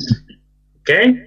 So between 50 to 100,000 died. Several thousands were injured, maimed for life. 2 million combined with those who left Western region fled back to the Eastern region from all over Nigeria. So there was no argument. They don't want to talk about it. They want to keep it under the carpet. No one should discuss it. So there's no dispute about 1966 massacre. There was a pogrom of genocidal proportions that was established. So why am I saying this? This is genocide before the war started. Genocide before the war started. So people of Eastern region, BU, Igbo, from Rivers, Ogoja, Epic, whatever you happen to be, and there are evidence to show these people were killed. So the refugees that arrived, poured into the Eastern region, came by road, they came by rail, by foot, by air, whichever means of escape you had, you rushed back. In mutilated bodies, inflicted bullets, axes, daggers, irons, mob savage in army. Yeah? They were mauled. Paralysis. So people have their hands virtually severed and stitched together. Some have bullets through their mouth and noses. Okay? So these are the things that people in Enugu, the receiving hospital, was seeing on a daily basis. Yeah? Some were killed and dumped in the train so that when the train opened, they see the horrors. Yeah? So these are, they lost all their family members. They just can't cope with this sort of trauma and emotion. And one particular killing that symbolized the whole of those who fled from the north, yeah, is this body here. And it's gruesome. Someone was beheaded. It has a name. Yeah? His name is Onwonibe. And he was 6 foot tall, traveling, say from Paishan, on his way, and when he got to a railway station, they descended on him, chopped off his head, ripped up his belly, chopped up his arm, and put him back in the train. So when he arrives at Enugu, we were supposed to be so scared and petrified and not even bother talking about it. It's gruesome. He made it to the Biafran postage stamp. Just want to show you that so you know the reality. Now look at, on the left-hand side, the amount of buses that were carrying people back. This is the Niger Bridge. You see the columns, and inside them they're packed, crammed full of people. This is what happened to them in the 66. So when someone tells you, did you know they ran away from the north, that was the reason. Yeah? A child's arm cut off. Someone eyeball pulled out, saying, get her to eat it. People burned alive in the petrol. We're not talking, you know, Mickey Mouse thing here. This is serious genocide. So they said, by the way, when did the killing stop? In northern Nigeria? Well, when there was no more Igbo person to kill. Yeah? So someone said earlier and said that this Nigerians turned the kill of Igbos into an industrial, it's some form of an industry. And I'm afraid it's still going on now. This back in the 66, some form of industry. So that is what happened to our. Okay? So let me just go back to the slide before upset so many people. So the issue now is, what are we going to do about it?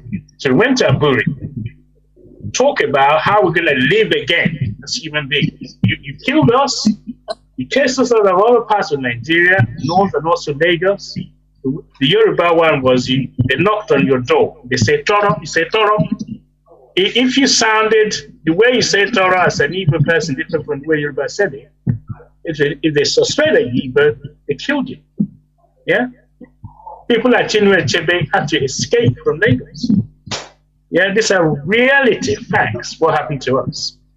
So they went to Aburi in Ghana, because you can no longer talk anywhere in Nigeria where the people of Eastern region can sit with people of other parts, or you get killed.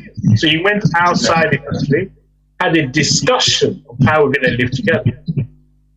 So they put something called restructuring, because for me to live in the same country with my eye open, you have to respect that I'm a human being. Yeah?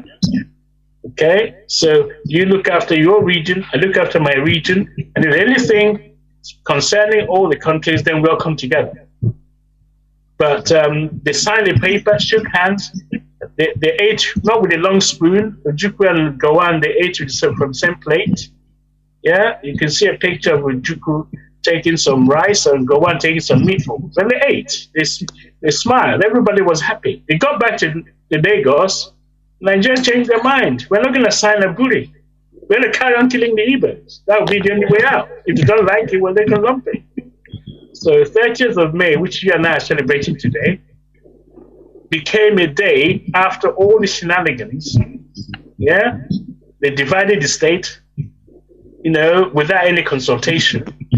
So, the elders said to Juku, well, we're not asking you, we're telling you, to mandating you declare Eastern region immediately as a new country. That might be the only chance we have of being saved. Then we can ask for outside help, because no one is going to help us. So Biafra was a safety valve for all these people we saw who ran away from the north, who survived. Okay? No one is talking about compensation. So the government didn't do anything about paying them or looking after their welfare, which was discussed in Aburi. We're going to compensate those who lost their property, bring it back, and all sorts of things. They didn't bother. So they decided to divide the Eastern region into various states without asking the people who live there. And it's not really the most important thing they need to do. You need to rehabilitate those who suffered. So the Eastern said, well, declare Biafra, please. That's the only way out. So Juku did that, and they said, hey, but Juku started the war. How did he start the war? Here's an area they call Eastern region. Then, what should we call it? Well, there's Bite of Biafra. We call it Biafra. Thank you very much. Okay? So they attacked you from Nsukka, from Ugoja, on the 6th of July, 1967, at 5:38 in the morning. They attacked. Coming from here, from the northeastern corner, and from a corner around this Nsukka, just opposite Enugu. So the pincer movement. They used armored vehicles. We didn't have anything to answer. This armored vehicle just ran through like butter, a knife on a butter. Or butter, it's a complete no defense. Yeah? So they invaded from the north. So the war started. So what happened when they get into a village? Yeah? So you better run for your life, because they've been killing you from the north, isn't it? You run back to your village, now the Nigerian army have arrived. And what did they do? So this discretion is, if you got squeamish, don't watch it. This is the Nigerian troops inside the village they captured.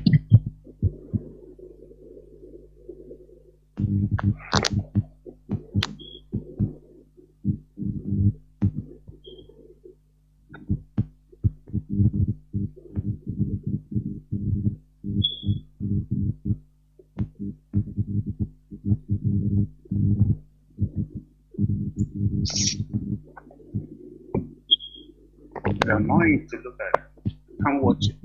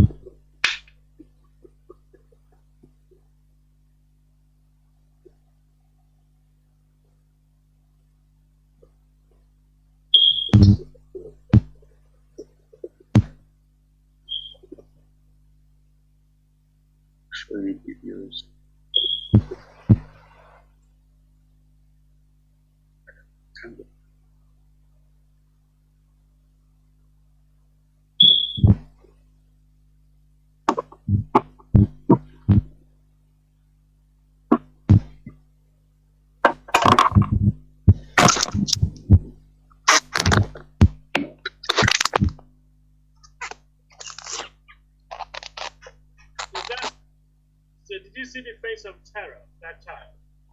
Yeah? You see it? Just witness an adult being shot right in front of you. Well, it could be a dad, it could be uncle, just still. See the terror in their faces. It's 1960s. The pictures strewn everywhere. Every single thing they had destroyed. And then carried off to whatever they want to do.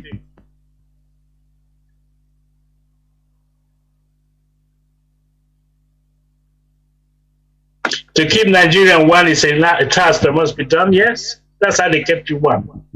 So each time they invaded any part of the Biafra land, what it was called, you just ran. You had no choice. Yeah? There's a newborn baby, some on their shoulder. Those who can't walk have to be carried, and you just carried everything. The sound of the artillery made, and the sound of the weapon, of the small fire, is warapo uludu. Most of you might not be old enough to understand what that means. It's an onomatopoeia, with the sound that is made by the guns and the shelling. That's the sound we grew up with. You have to pack whatever you have and start running for your life to the next village where the army, Nigerian army, invading that haven't got to. Okay? So the Biafran didn't just fold their arms. They didn't have any weapons to fight. They trained with sticks. They did everything humanly. These are secondary school pupils. Yeah? Most of them are alive today. They don't want to talk about it. It's so horrific. This guy is so upset. He's talking to a dead friend of his. If you're wounded, you carried your colleagues like that. Yeah? No ambulance, nothing to steady them. The enemy you're fighting is armed to the teeth, and you use sticks. And if you go into a battle, there's one gun between the two people. That one falls, the other one carries the gun. These ones have limitless supply of weapons by the Britain.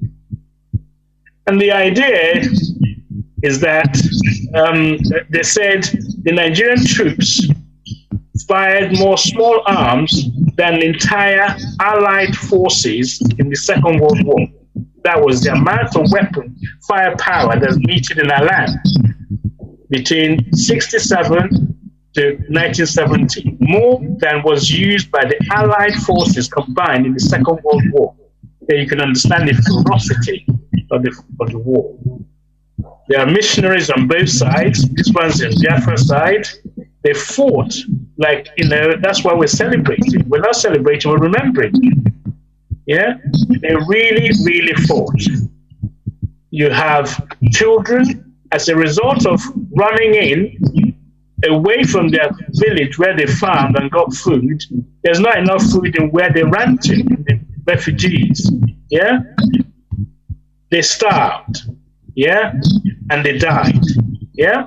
So if you're caught in the crossfire by the Nigerian troops, they were trying to sell to the world, oh, no. Genocide is not going on. This is a civil war. We want to unite the whole country. How can we kill our own brothers? We have a Geneva Convention. Yeah, we are following it. So somebody said they send the British-led personnel to go and see if genocide is happening. They start in Lagos, the Nigerian side, and said, as far as they're concerned, see no evil, hear no evil, talk no evil. There's no genocide going on.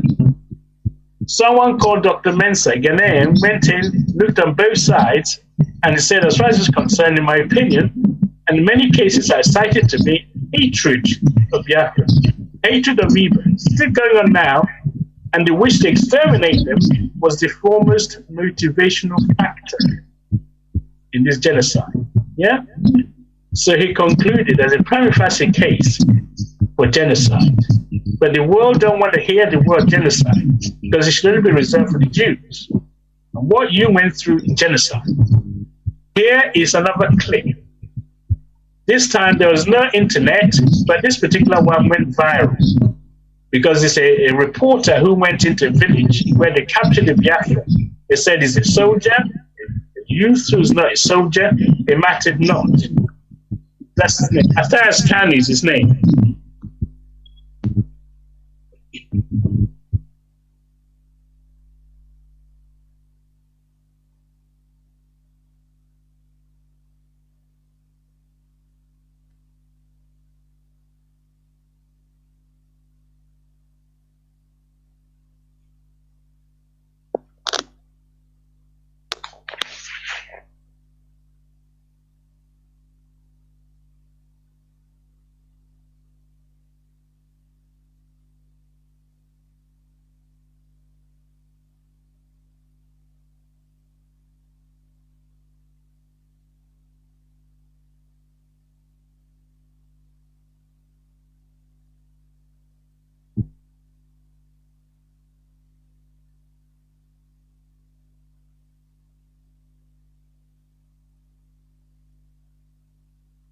So the cameraman left, but the camera is still running.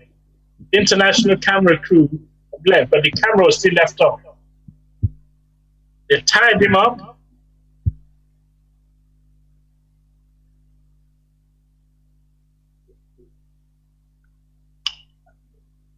No.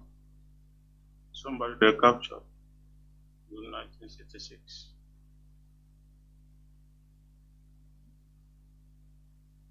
No, this completely US now. Screenshot.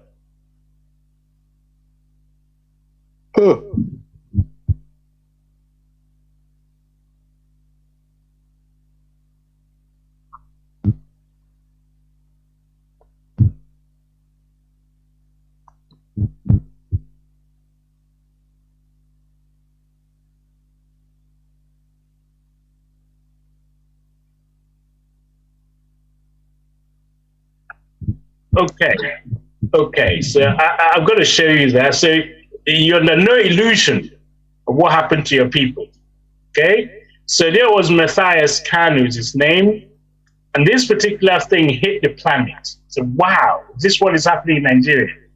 Okay, it went viral in those days. You noticed the magazine, the AK-47 was using, he has to change it.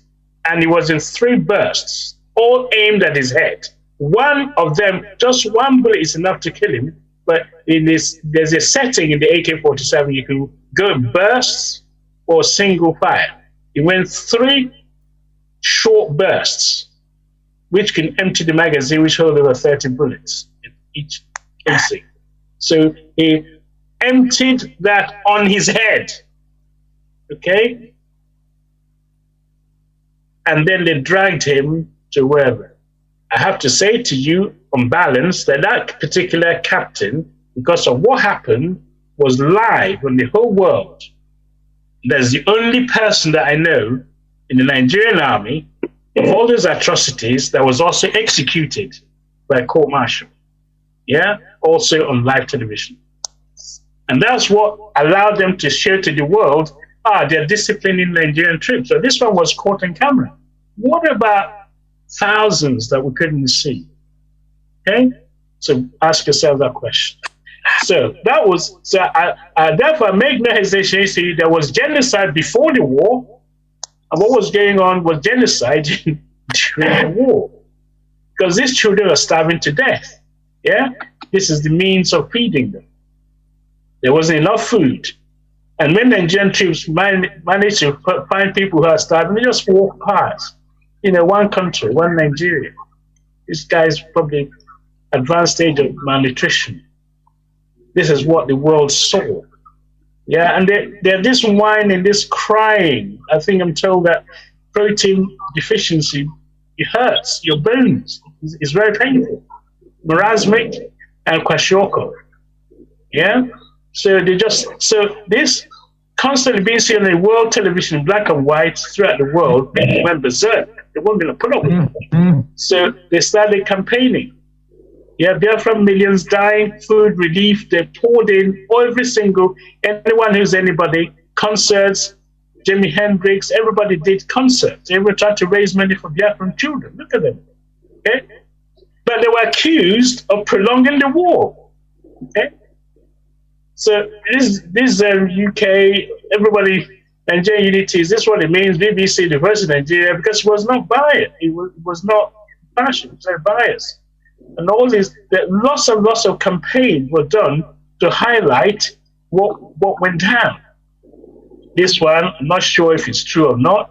There's a picture here showing Fred Trump, 1968. It's a brother of President Trump. Yeah, he said he joined the protest in support of Biafra freedom to sit against the genocide and meet against Biafran children. 1967. So that is Fred Trump. The children in England went on a march as well. No one was spared, and they said, Biafran babies need food, not bullets. Britain keeps sending them bullets. Americans, people like Ab Nathan, the Jews, sponsored advertisement for Biafran child. Yeah. So Ab Nathan, who was a Jewish guy, he sold his restaurant and the gallery, raised the money, went to USA.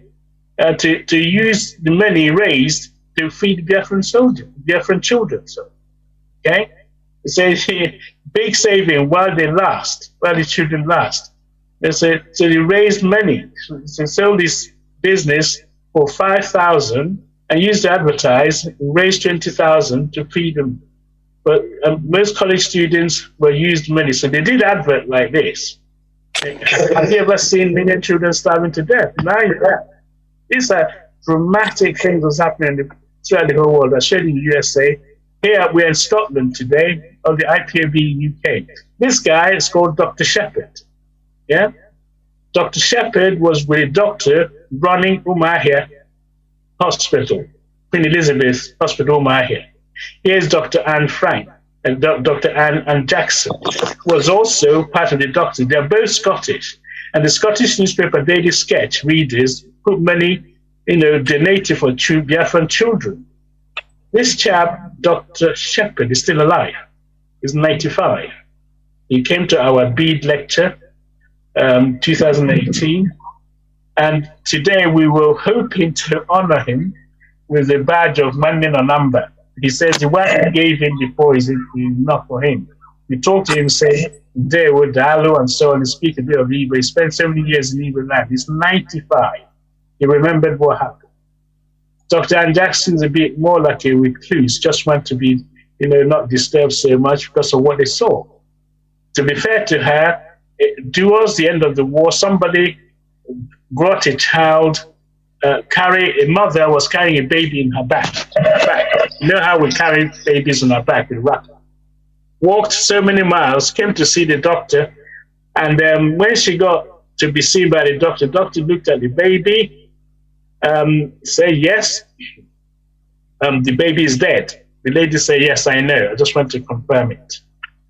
So put it back on her back and tied it, and she started going back home. That's how bad things were. So that was during the war. So the war was denying there's no genocide. There's genocide. There's no genocide. Well, this is what the Ojukwu thinks about the whole thing.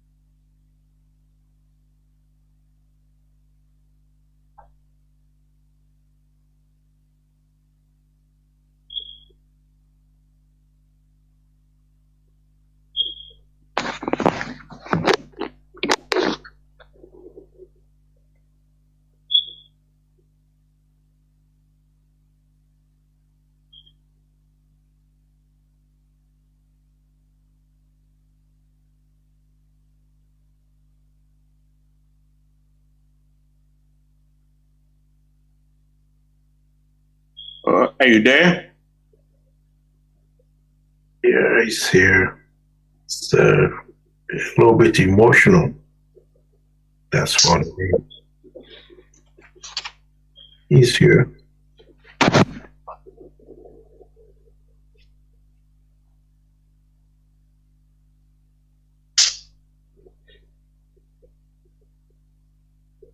I lived it.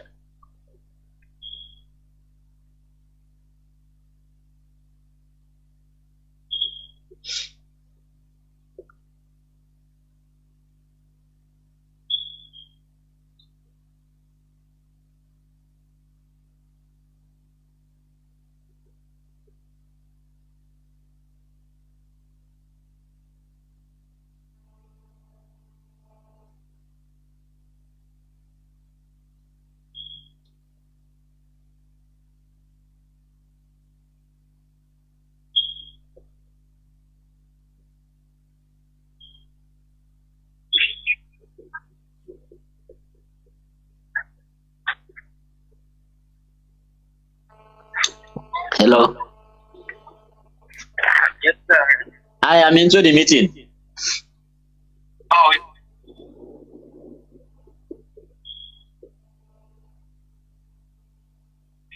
Something, right? So enter this call. Yes, the meeting is still going on. Please mute. The 4 questions are all about. Okay, so that is what the Ojukwu thought of it. With all the information at his disposal, he said this is genocide. The world owed an arm. Britain made sure what they call a quick kill, went to finish it as quickly as possible, so the world will start blaming Britain for supplying all these weapons. Yeah? So this is a sketch. Look, General, I keep giving you the tools. Why don't you just finish this job? Okay, so that's Gowon, and that's one of the foreign, David Hunt. He keep bringing this food, all these guns from Britain to make sure Gowon finish the job so they can get access to the oil. So encircling Goom were reduced to a dot. Remember that phrase, a dot.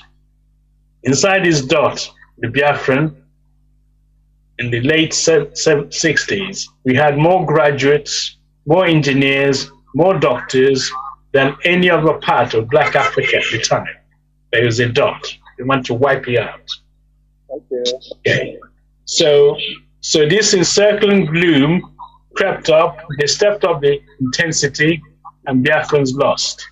The Nigerian carved the remaining territory and captured Uli Airport. This guy here, And once they got there, that was the end, checkmate. So there's no way of bringing food or weapons to sustain the fight. And the Ojukwu summarized our struggle. He said, in 3 years of war, necessity gave birth to invention. During those 3 years of heroic battle, we leapt across the great chasm that separates knowledge from know-how. We built rockets, we designed and built our own delivery systems, we guided our rockets, we guided them far, we guided them accurately. For 3 years, blockaded without hope of import, we maintained all our vehicles. The state extracted and refined petrol, individuals refined petrol in their back gardens. We built and maintained our airports, maintained them under heavy bombardment. Despite the heavy bombardment, we recovered so quickly after each raid that we were able to maintain the record for the busiest airport in the continent of Africa. We spoke to the world through telecommunication system engineered by local ingenuity. The world heard us and spoke back to us. This is Radio Biafra, by the way, which is still going strong. We built armored car tanks. We modified aircraft from trainer to fighters, from passenger aircraft to bombers. In the 3 years of freedom, we have broken the technological barrier. In 3 years, we were free people, even though we fought under heavy bombardment. We were definitely free. So that is during the war. I've done genocide before. This is genocide during, and I'm going to go very quickly. That after the war, there's a tremendous footwork and courage that was exhibited by General Effiong. Yeah? General Effiong went and spoke to the Nigerians with courage and said, it's time we end this nonsense. It's gone on too long. When the Ojukwu left, Effiong took over. And he was able to say to the Nigerians, yes, Biafra systems exist, but if there are any future arrangements, you have to consult the people, number one. Okay? That the currency needs to be looked into so that Biafrans who have money in their pocket can buy things. Go and ignore that and give them only £20. Yeah? Every suggestion Philip Effiong made was rejected. Okay? And yet, they said, oh, Biafra is an Igbo thing. Well, if Biafra is an Igbo thing, and they're ignoring people who are not Igbo, why did they accept the surrender signature that General Effiong signed? Because they know everybody from the East is part of the Biafran struggle, like Kokundem. So, okay, so just want to remind you of that. So the war ended. Instead of allowing the airport to be used to feed the Biafrans, they shut it. They're not allowed to use it. Keep their bloody money. And their food in the island of Fernando Po sinking. Literally, all you have to do is now open the channels and people fly in. But rather than fly them into the airport, Port Harcourt, they fly them into Lagos. From Lagos, you then get a Land Rover and go to River Niger, which the bridge was blown, and you go over a ferry about four trips in a day to feed the whole population dying of starvation. So there was ongoing, deliberate, what I call the beginning of the war after the war. The war hasn't ended. Okay? So there's a lot of terrible things. I can spend all day telling you what happened. In Lagos, they were actually selling the goods. There was an auction to sell the thing that was in there instead of feeding millions. Yeah? Okay? The whole thing, 150 lorries haven't even left where they're supposed to be. Yeah? And there's so many evidence to show that they weren't feeding the population. And it says here in April 1970, 4 months after the war, a professional nutritionist went from Lagos, estimated that 500,000 Igbos have died since the war ended. 500,000, 500,000 people died after the war. Yeah. And then 2 million more were in the critical stage of prolonged starvation. For God's sake, the war has ended. Okay? So I'm telling you all this, so if you don't understand the Biafra thing, you need to understand it to be able to explain it to other people. They're taking it too lightly. We have been killed for so long. Okay? So much so, in summary, someone called Tai Savarin. Yeah, because Nigerians say, oh, by the way, we're going to, in June 1970, we're going to stop the emergency Red Cross and hand it over to the Eastern Region Rehabilitation Commission.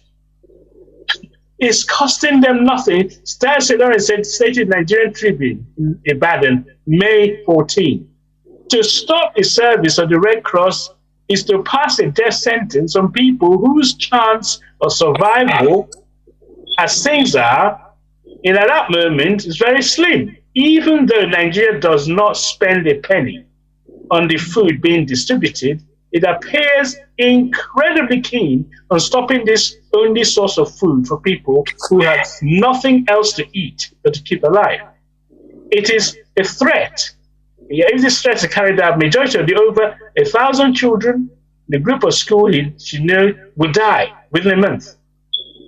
He went on to be very, very angry. He said, look, we're going a deliberate policy without singing it out.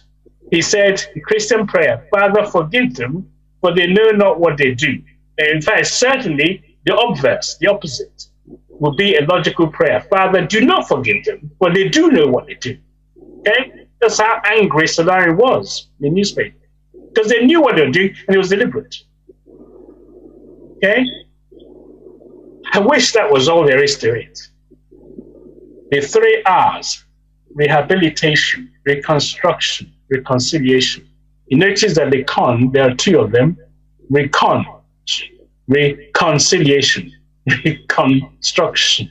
There are 2 cons in there. The rehab wasn't even, so construction started in Lagos. They built Festac Town, and they moved it to capital Abuja, where the East has now been the Mbaba, where the war was fought. The Mbaba to build it. Oh, we just got the second Niger Bridge, when? The other day. Okay? Reconciliation, really? Did they reconcile? Go to Port Harcourt. People haven't got their property back. No, I'm getting angry, so I'm going to finish. So the thing boiled over, even up to today, yeah? We have scenarios where we're being drowned in muddy waters, we're still being killed on a daily basis, yeah? And they're having Python dance 1, 2, 3, 200. Yeah, this is how you treat a human being. People are watching. Yeah, they think no one knows. See, they think no one is noticing any of this. See that? Here is a human being. This is an all massacre. You shoot them, dump them in the truck like a cattle, like an animal, like someone like a deer hunter, and you're stamping on them with the boots. He's died. Yeah. Okay. And they're just driving through the streets. And this is a country. Someone doesn't like what's going on and is speaking out. What did they do? They kidnap him and lock him up. But we're not going to give up. So what's the solution? I'm finishing. We need Biafra exit. We've had enough. The scenario is that you have a forced marriage where you are raped repeatedly from 1945 to up to current time. You are fired at and held at gunpoint to live with the rapist, the abuser. The door is shut, sealed under what they call territorial integrity. The boundaries, which are artificial in origin, Berlin Conference, 84, 85, and no justice for the victim. They must stay in one country. And no external policing of the union needed. You're mediated a fair, peaceful coexistence. We have AU, African Union. We have United Nations. We have EU. We have UK, US. all of these humanity, they're silent. They're not saying anything. So those who speak only see it from one side. I'm competing with somebody.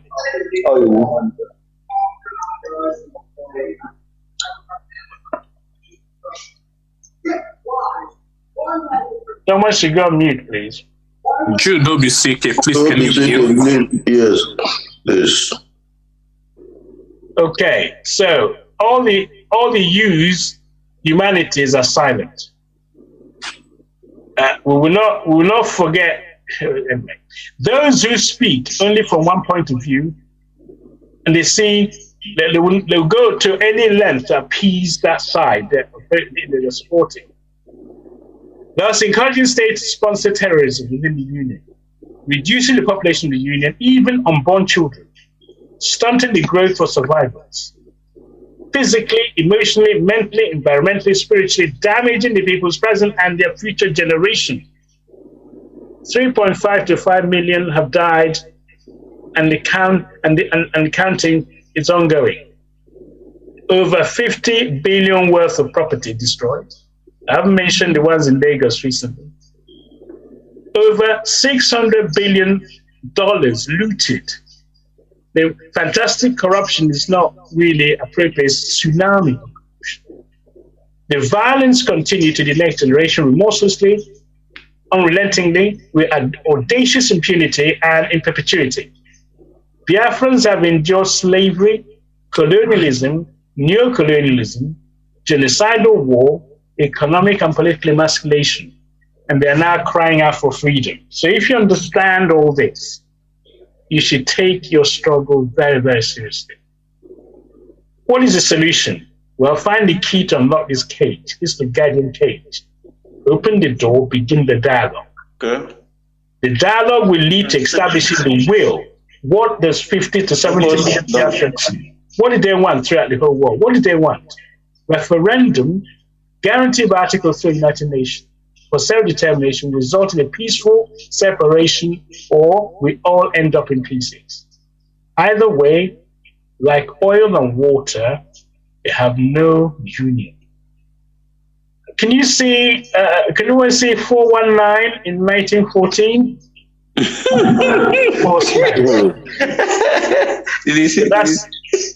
That's how I leave it for now. So I can go on all day. Thank you all for listening. I'll let my brother come in. Thank you.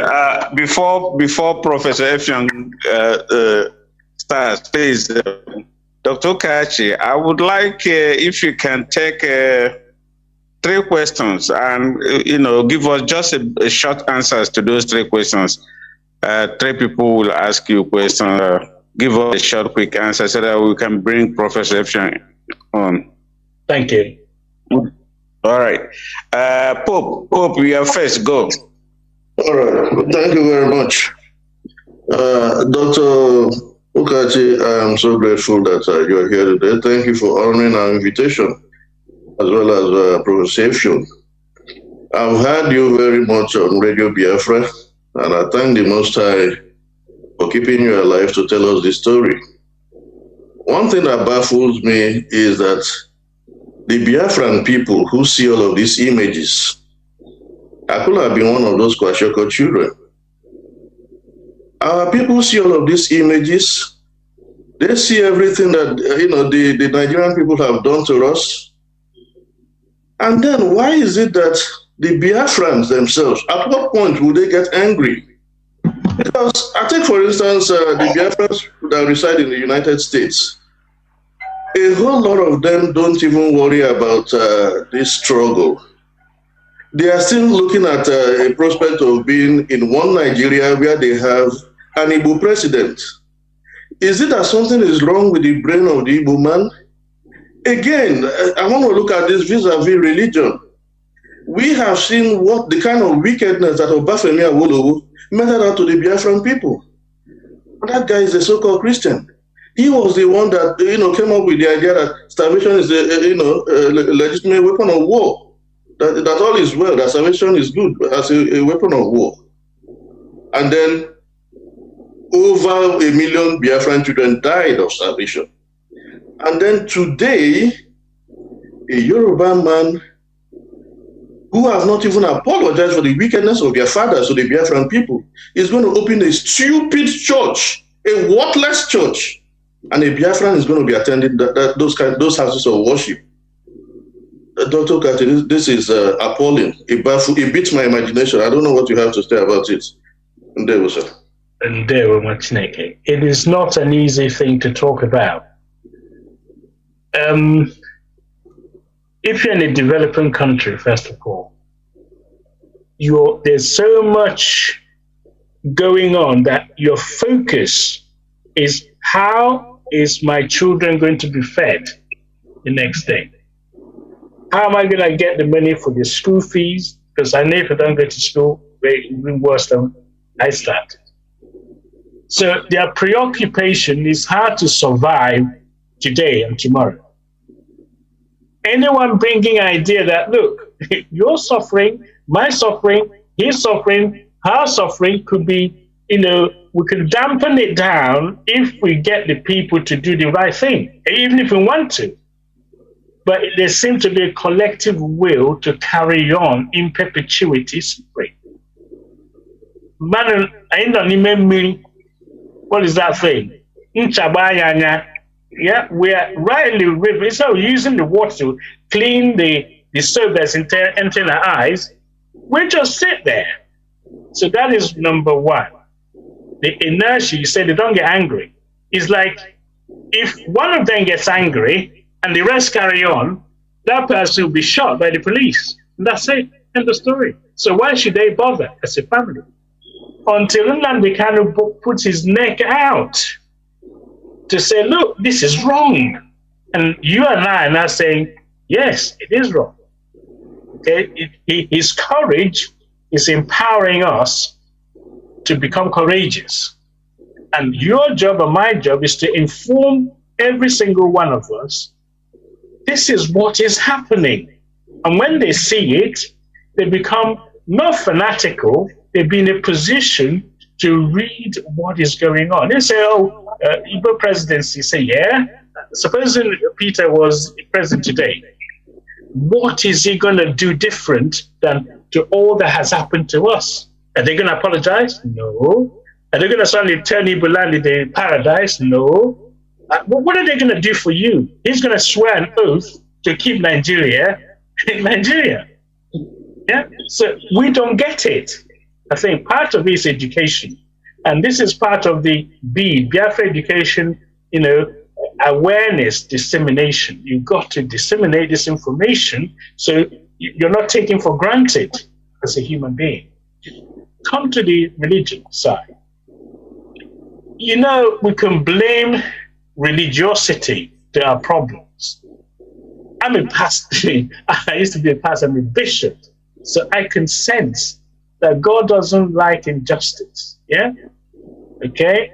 There's something called trees of righteousness. When you do the right thing, God honors it. Yeah? So there's a need not to, get all wound up about, I'm going to this church, I'm going to that church. But what is the preaching? What is driving you to respect a human being? Treat them as yourself, as you would like to be treated. So the religion thing is a bit confusing. Our forefathers were not Christian, therefore, because we're not Christian, that's why we are suffering. Because we became Christian, that's why we're suffering. I'm afraid I won't say that, because the contrast to that is what my brother professor is going to say, because it was the Christians that stuck their neck out. There's something called Jesus Christ Airways during the war. That they got Joint Church Aid, JCA. They call it Jesus Christ Airways. These people stuck their neck out, brought in food, and said, we're not going to allow these children to starve to death. They said, we demand that we feed these children. Nigeria said, no, you can't. They said, we're coming in. It's like Christians. Okay? So there's a balance to be had. I'm saying to us, have the information under your belt, understand it, digest it, pass it to the next generation.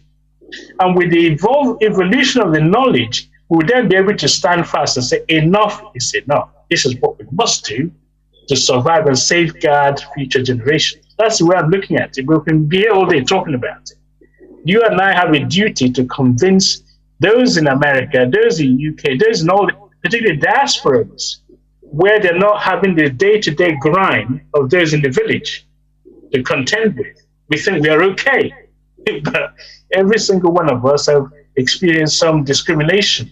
And not only that, it's going on to our generation because there's no country for them to look up to or for the world to look at and say, aha, see, this is Japan, they are black. This is so and such a place. We can respect it and say, yeah, they will speak for the black people, but none. And if Biafra is given a chance, by now, as Ojukwu said, in 3 years, we turn the world on its head.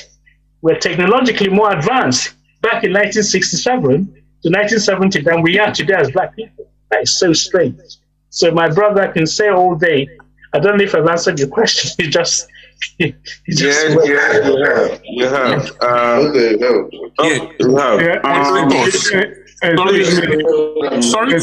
Excuse me, please. Dr. Ifeanyi needs to speak because he doesn't have much time. We will yes, I was about to say that. Please. Yeah, we will suspend the questions for now. Let him come to the platform and speak to us. Okay. Dr. Ifeanyi, are you there? Hello? Yes, I'm here. Do you mind taking if I can be given yes, I come out. If I can be, can you take down your screen, Dr. Okachi? Thank you. Okay. Thank you. Yes, I'm here. If you don't mind, if I can be allowed to share my screen. Okay. Yes, you may. And I'm sorry, I didn't mean to be rude, Dr. Okachi. It's just that it's getting to a little late and I have some commitments. So I'm sorry about that. I did not mean to disrupt the flow. I'm sure the questions can still be answered after I'm done. So if you just give me a second here, I believe my screen is up, and please confirm. Yes, it's up. Yes.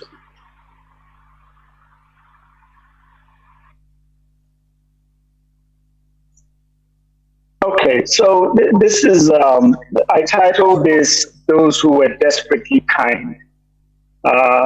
And witness, the subtitle is Witness to Sacrificial Giving.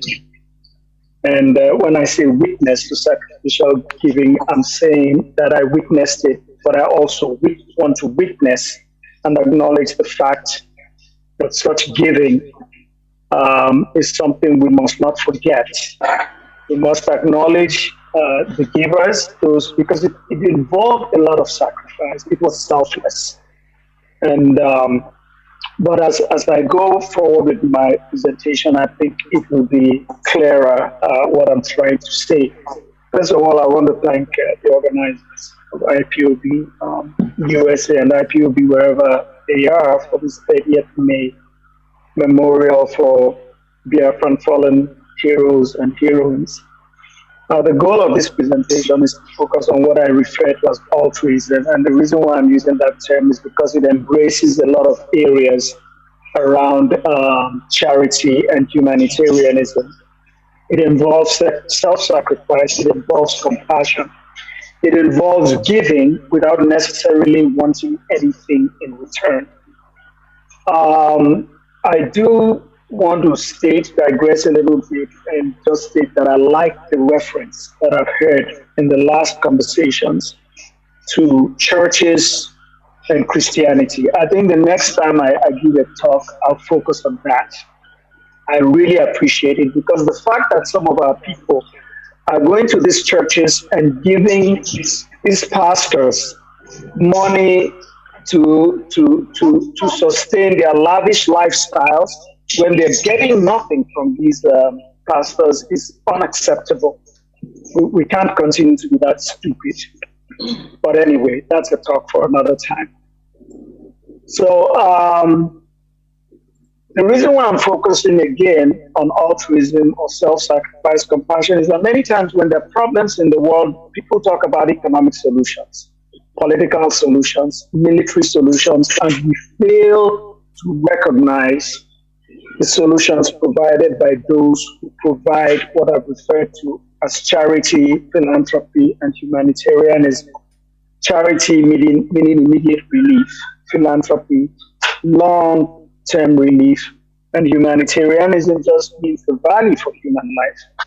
And when you value human life, you cannot sit down, your conscience cannot be free when something evil is happening to other people. It doesn't matter where it's happening to them, whether it's happening in Yemen, or it's happening in Mali, or it's happening in Biafra. You know, that is the heart of a humanitarian, and those are the people I want to focus on. Of course, my reference will mostly be to the inhumanity and viciousness of the genocidal attacks on our people, which has erroneously been referred to as a civil war. There was nothing civil about it. Like my brother Okachi has said, it was horrendous. It was evil. It was wicked.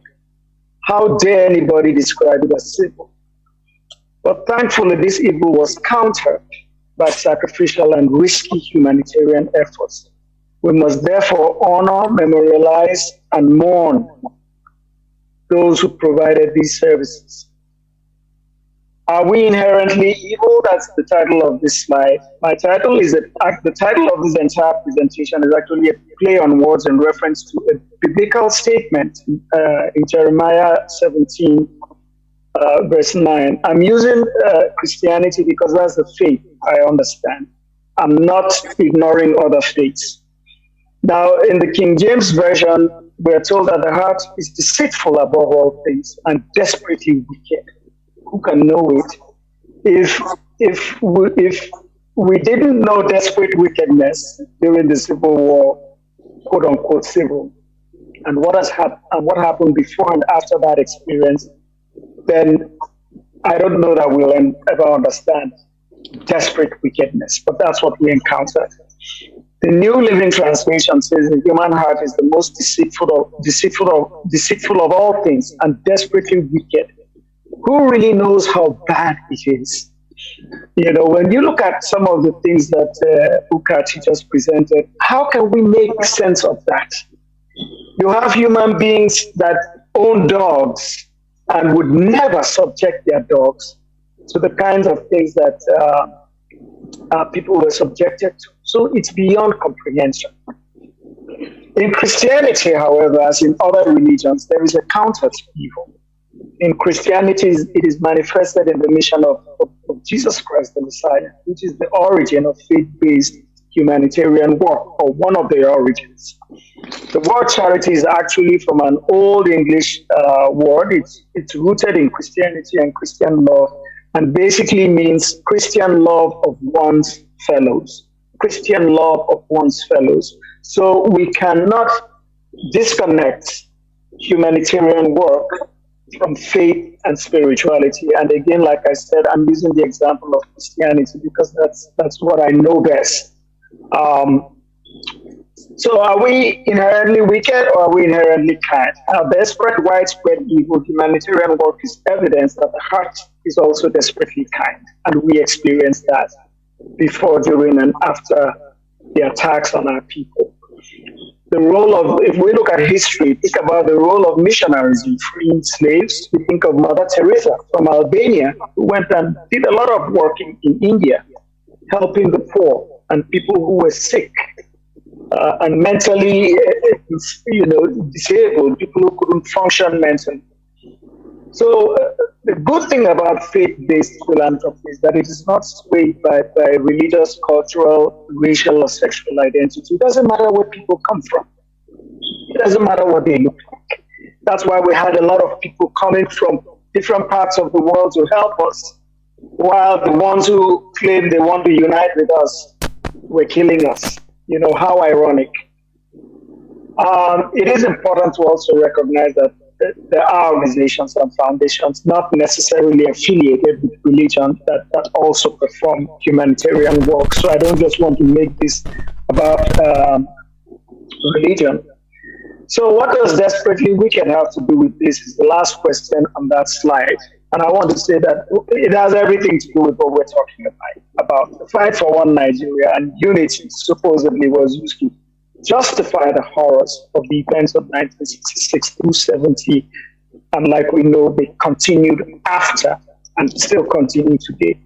The massive loss of human lives, the destruction of property and means of livelihood, the destruction of our families, the destruction of our mental stability. People went crazy. People committed suicide, and the destruction of our physical health. You know, the argument about what Nigeria is baseless and so insulting to the intelligence of our people, since the attacks even started long before the so-called war. You know, the nature of the pre-war attacks was intense. And it wasn't just killing, it was an expression of hatred, intense hatred. It involved the gouging out of eyes, ripping babies from their mother's wombs, beheadings, cutting people in half. And there wasn't a single arrest to this day. As a little boy, I remember that I used to sit down in the corner of my parents' living room in Enugu when refugees were coming in, and some of them would stop by and they were telling these stories. And these stories are consistent with what Ukachi just presented. They were terrifying. And they had nothing to do with unity. They had everything to do with ethnic cleansing. And they continue to affect us. You know, a lot of people say, oh, all these pro-Biafra movements, these young people were not there during the war. That's nonsense. Trauma is transgenerational. It continues to affect people who haven't yet been born. So to dismiss you and say you don't have a right to address this history is nonsense. It's ridiculous. Recently, when we did a project at Michigan State University, there's a woman who talked about traveling with her family. She was a little girl from the north. And then when they got to Jos, they stopped the train there. And they focused mostly on the male members of her family. They slaughtered them right in front of her. They beheaded them. They threw some of the heads out of the train, and some of the bodies stayed with her in the train from Jos to Enugu. That woman remains one of my greatest heroes, because after witnessing that type of thing, no human being should be able to function. But just because our people are strong, she continues to function, she's a professional, she's married, and she has children. Now, let's briefly, even though Ukachi has mentioned this, I'm not going to go into the details, but I just think it's necessary to refer to some of our war and post-war horrors and pre-war horrors as well, just so that it helps me put things in perspective. Let's think of the war crimes, the Asaba massacres, the bombing of civilian populations. The bombings, I witnessed them. I was right there. The planes would come and bomb. They were not looking for military facilities. They were going to the marketplaces. They were going to communities where people lived. They were going to residential areas. They would come very low. And anybody who was there will tell you the sounds of the planes, because they came very low, was enough. Was enough to, they were so terrorizing, it was enough to just make you lose your mind. To the point that after the war, it took me a long time to get used to planes flying overhead. When planes would fly overhead, I would cringe, just because of my experiences as a little boy during the war. We also want to remember the starvation policies, which Ukachi has addressed extensively, the economic blockades, the Britain's quick kill policy. I'm glad you mentioned that. The quick kill policy just meant we'll supply you with the most devastating weapons so that you kill them as fast as possible, which meant killing them on such devastating levels so that we can end this thing and, you know, get into the business of enjoying the wealth of oil, which is basically what a lot of this was about. The post-war, of course, the abandoned property, the 20 pounds compensation, how insulting. After emptying our accounts and freezing our accounts and not allowing our access to those accounts, giving us 20 pounds. There was no attempt at rebuilding infrastructure or rehabilitating the physically and mentally maimed. Our women continue to be raped. Thank you for talking about people who died, Ukachi. What used to happen actually was these soldiers would go into communities and take women, little girls, out of their parents' homes, and they won't see them for weeks. So they were not abducting them. When you want to abduct, you hide. They were just going in, and these parents were helpless. And they would have these girls for weeks before bringing them back. It's a horror story.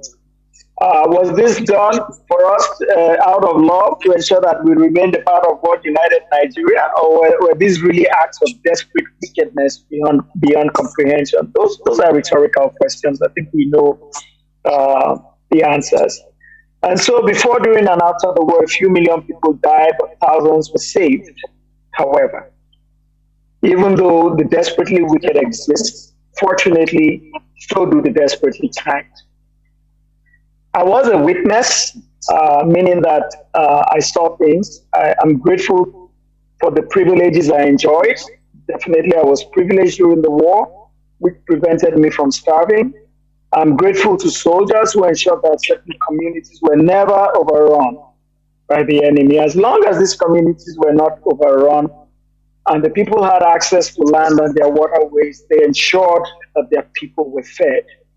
This was my experience when my family was homeless after the fall of Umuahia. We were taken in by a family at Ifakala in Mbitoli in present-day Imo State.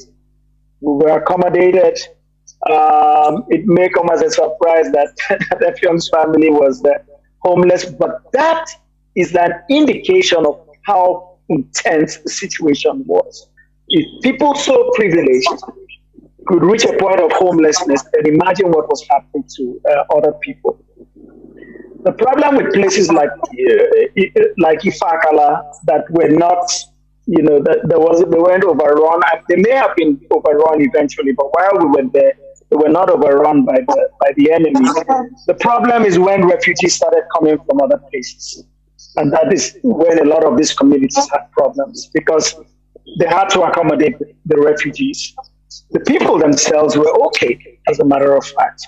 Let's also remember that the refugee problem started long before the conflict, when our people were being killed all over different parts of the country.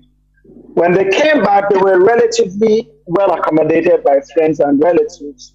But during the war, those who were accommodating them became refugees themselves, and that created a major refugee crisis. The picture I have included here is a picture that many of you have probably seen, but I put this picture here because it reminds me of my first encounter with a refugee in Ifakala refugee camps. And I remember that boy looked just like this child. His stomach was like this, and his hair was grayish, red, was thinning, his legs were so thin. I had already encountered starving children when we were in Umuahia. When I remember once when some children were in the bush behind our house in the valley hunting for grasshoppers, and my cousin gave them a few fingers of plantain. That was my first encounter. But the more brutal encounter with starvation was when I was in Ifakala and saw this child. And apart from this child, there were many others who were starving that I witnessed. At some point, children are innocent, and it's almost as if we got used to death. So many times we'll hear that a child has died in the refugee camp. We'll run there, we'll see the parents, the brothers, sisters crying, especially the mothers, since most of the boys and men were out fighting. And then they would hurriedly wrap the child in rags and just dig a shallow grave and throw the child in there. This is a summary of what I experienced, what I witnessed there. And it's really, really painful. to know that human beings can deteriorate to this level of insensitivity just for material gain, just for control, just for power. One thing that struck me about these refugees was their resilience, because almost every evening they would gather together and they would start making music, they would start singing, and they would be playing. They would use cans, old cans, wood. They would clap. And you would just see them singing. And I remember one song that really stood out to me. This line, "Ihe niile zuru oke n'ala Biafra." Those lines for me stuck with me, because in spite of all the pain, they still believed that there was hope in Biafra. Thankfully, a lot of these refugees survived, even though many died. Thankfully, a lot of them survived because of the relief provided by humanitarians and the sacrifice of humanitarians. The desperate kindness of these humanitarians must not go without acknowledgement. They took a lot of risks. The flights into and out of Wuli was at great risk. Many times those planes were shot at. I don't know how many times Wuli was bombed and destroyed, and the Biafrans would gather together and just rebuild.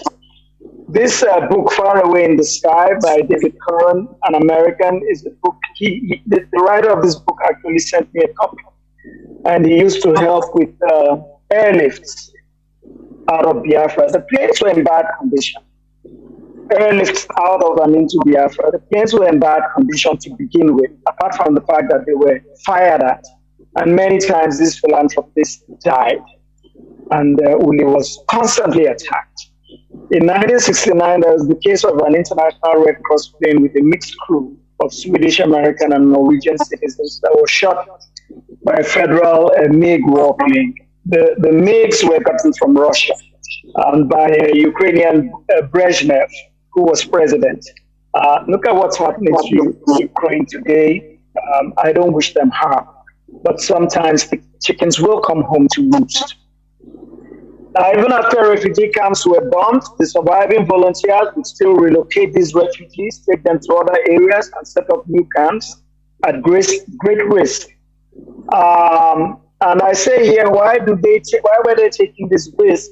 Because thankfully, even though we have the desperately wicked, we also had desperately kind. Many of these philanthropists were from other parts of the world, and they were motivated by fundamental respect for the sacredness of human life, regardless of race, culture, or religion. Still on what I witnessed, towards the end of the war, about 3 days before the war ended, a lot of cargo planes were leaving and people were trying to leave Biafra. Fortunately, my mother, myself, and my brother, two of my brothers, we left on a cargo plane about 3 days before my dad made that announcement. And we spent time in the Ivory Coast. But in the Ivory Coast, I really appreciated, we were going to school in one of the refugee camps, and it was just a joy to see those refugees who would have died if they remained in Nigeria. You could see them, they were happy, they were going to school, they were playing games, they even did shows, they would do drama performances. Looking back as an adult, it warms my heart to know that people reached out and gave those refugees the opportunities they gave themselves, that they gave them. Some of them also were taken to Ireland by groups like the Holy Ghost Fathers. So this man, David Curran, who I mentioned, and that's his book, that's the book cover. To this day, former refugees continue to reach out to him to say thank you for the work he did, because he did that work at great risk to his life. Fortunately, he didn't die. When I attended a conference in 2010 in Ireland, and met some of these humanitarian workers, and it was just a joy to be able to shake their hands, tell them thank you, and hug them.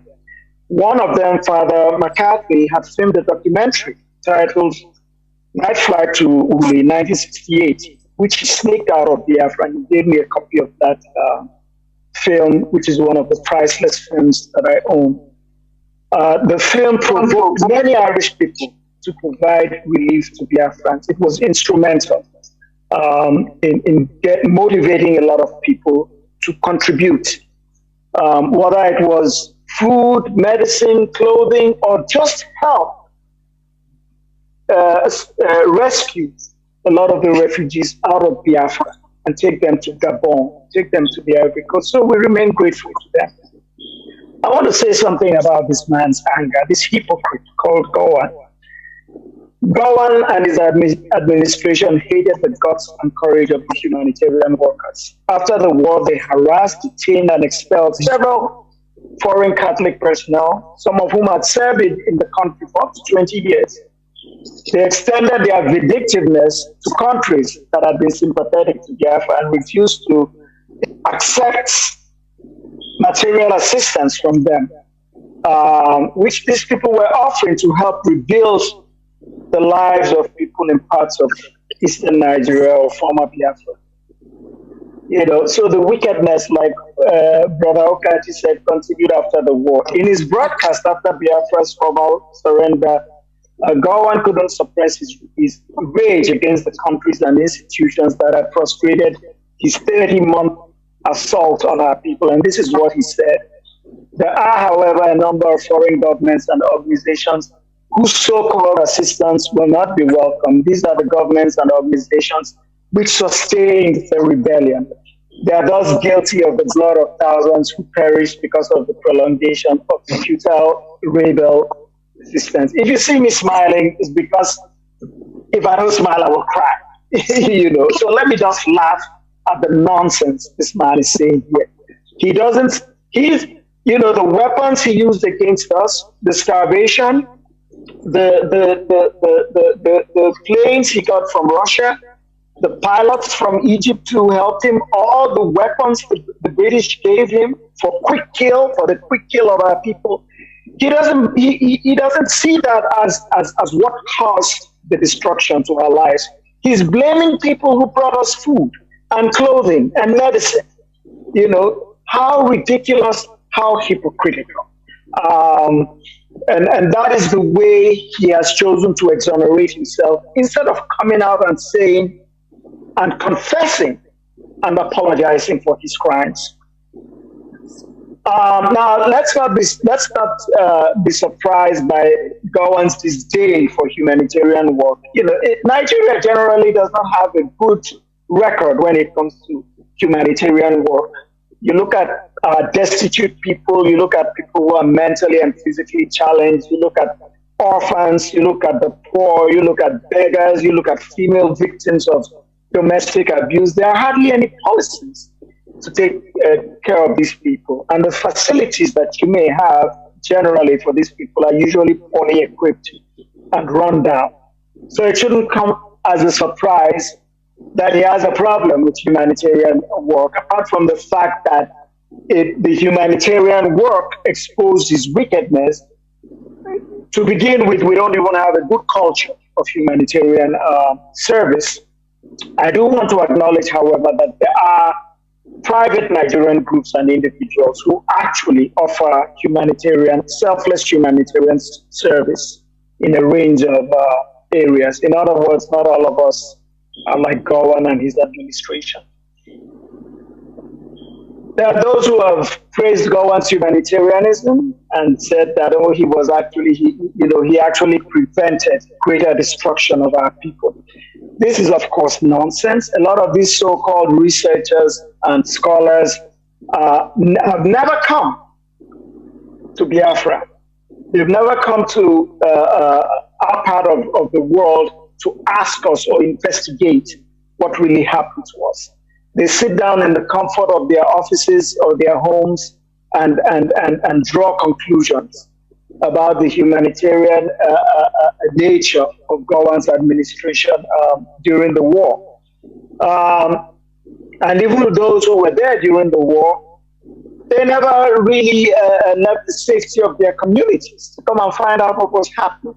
Just like Dr. Okachi said, the people who came, I don't know from where, to come and establish whether there was genocidal attacks on Biafra or not, they sat down in Lagos and drew their conclusions. And that's how a lot of these so-called researchers and scholars operate. As far as I'm concerned, like I mentioned in the second to last bullet here, they merely recycle information advanced by government's administration and blatantly pander to the status quo. Their desire to disseminate information is therefore dwarfed by their desire to be politically cautious. And we still have many people like that. And not just researchers, but look at some of our leaders. They're so afraid to come out and speak the way Ukachi just spoke because they're more interested in their political survival, in political appointments, in securing their political ambitions than addressing the truth about the destruction to the lives of their people, not just in the past, but destruction that continues today. And so let us say a big thank you to those who helped us. It was bad, it was horrible, but it could have been worse without them. We must memorialize the unsung and unsung heroes and heroes or heroines whose determined and sacrificial efforts preserve the lives of thousands of Biafra. There are many unknown men and women who ran refugee camps. There was a refugee camp that was vibrant in a place called Nnamdi, which is in present-day Akwa Ibom State, which my father took us to visit during the war. It was run by his friend, Father Isidore Omana, who's now late. And for those who want to make Biafra an Igbo thing, like I said, Nnamdi was right there in, it's in part of the Anang area of Akwa Ibom State. Father Umana is not an Igbo man, he's an Anang man, but the camp was vibrant. I remember there was a generator provided electricity. The refugees were quite well fed. They organized little militia groups right there in the refugee camp. Life was quite, it was not the miserable life that was, there was a lot of misery and sadness. But in this place, Father Omana and humanitarians managed to preserve a decent quality of life for the people, and they ate quite well. There wasn't any starvation, and the refugees even performed a play for us before we left. I'm in the theater department, and I know what it takes to perform a play, to produce a play. It takes a lot of work. The play lasted about an hour, 30 minutes to 2 hours, if I can remember, from the mind of a child. And it was quite elaborate. How did they even have the time to create, in such a remarkable way? But that speaks to the fact that because they were being taken care of by humanitarians, they were able to be creative. Unfortunately, a lot of our people lost the ability to be creative because of the sufferings they were going through. We must acknowledge and say thank you to men and women who ran refugee camps, mostly women in Gabon and the Ivory Coast. We must acknowledge the people of Portugal, Gabon, Tanzania, Sao Tome, the Ivory Coast, Zambia, Ireland, France, Haiti, and parts of the United States like Michigan. A lot of these people were not operating based on government policy, but based on their humanitarian desire to help fellow human beings in another part of the world. I want to acknowledge Emmanuel Morris, who was an Anang teenager who played the risky role of helping to distribute relief supplies across Biafra.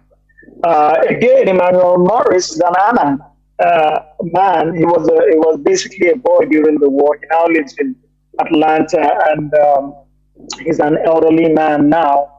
But this also speaks to the fact that this was more than just an Igbo enterprise, the way people want to make it sound.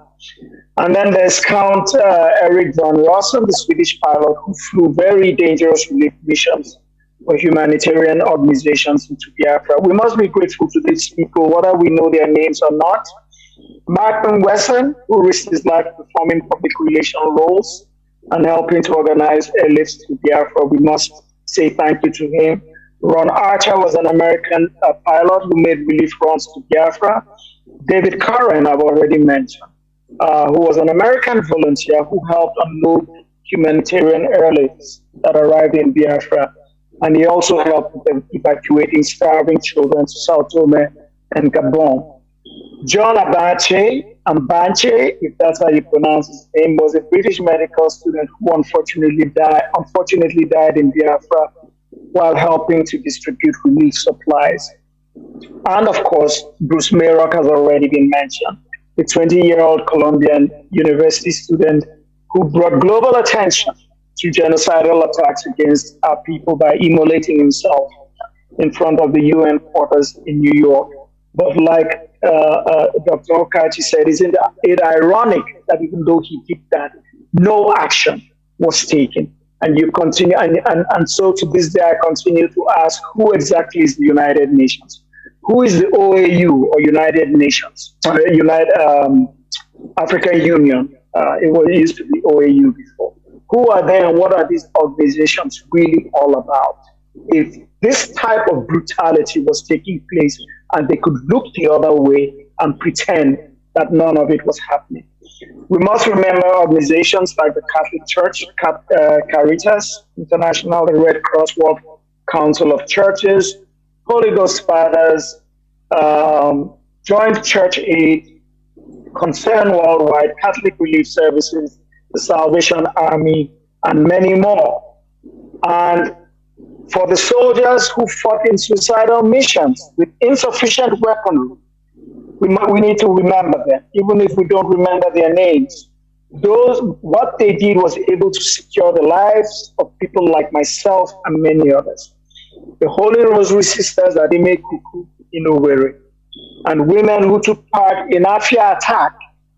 The women who took part in Afia attack, where they went to walk sometimes up to 30 miles just to go and secure a piece of yam for their community or their families.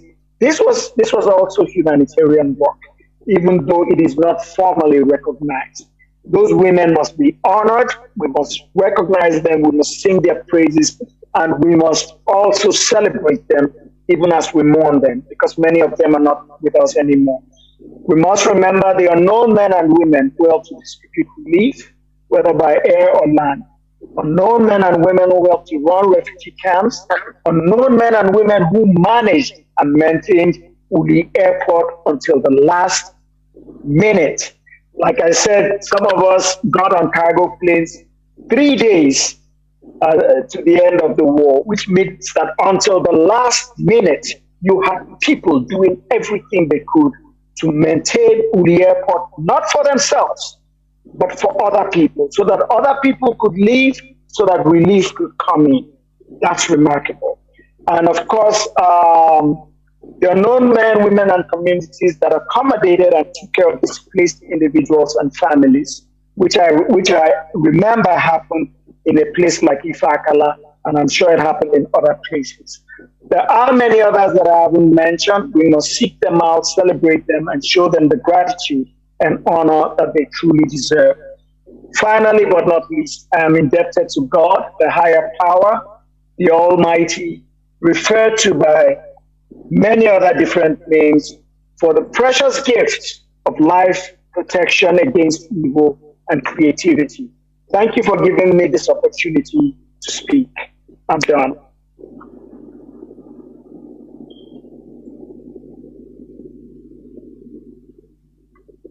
And these are some of the faces, some of the logos of the organizations I mentioned, and that's the count from Rossen, and that's the young man from Bruce Mayrock from Columbia University. Thank you very much again. I appreciate the time. And I talk it back. Thank you, Dr. Kachi. Thank you, Professor Effiong. Thank both of you. Please, can we give them a big hand? Please, everybody. Can we give them a big hand, everybody? All right. Thank you guys so much. I don't think in previous 30th of May have been like this. Some of you will agree. This is awesome. This is awesome. Now, my fellow Biafrans, we thank our guest speakers. They made it worthwhile for all of us to be here today. We are now enriched with information that many of us didn't have before. Our eyes are more open today because of what they said, what they told us here today. Do not take food to the room, please. Please mute yourself. Do not take food to the room. Mute yourself. Please. We don't eat in the room. I told you guys. Don't take food in the room. We don't want to hear who is eating. Mute yourself. No, sandwich, food. Don't eat in the room, please. Host, can you mute this individual, please? Today. You don't eat in the room, please, my dear. Can you mute this individual, please?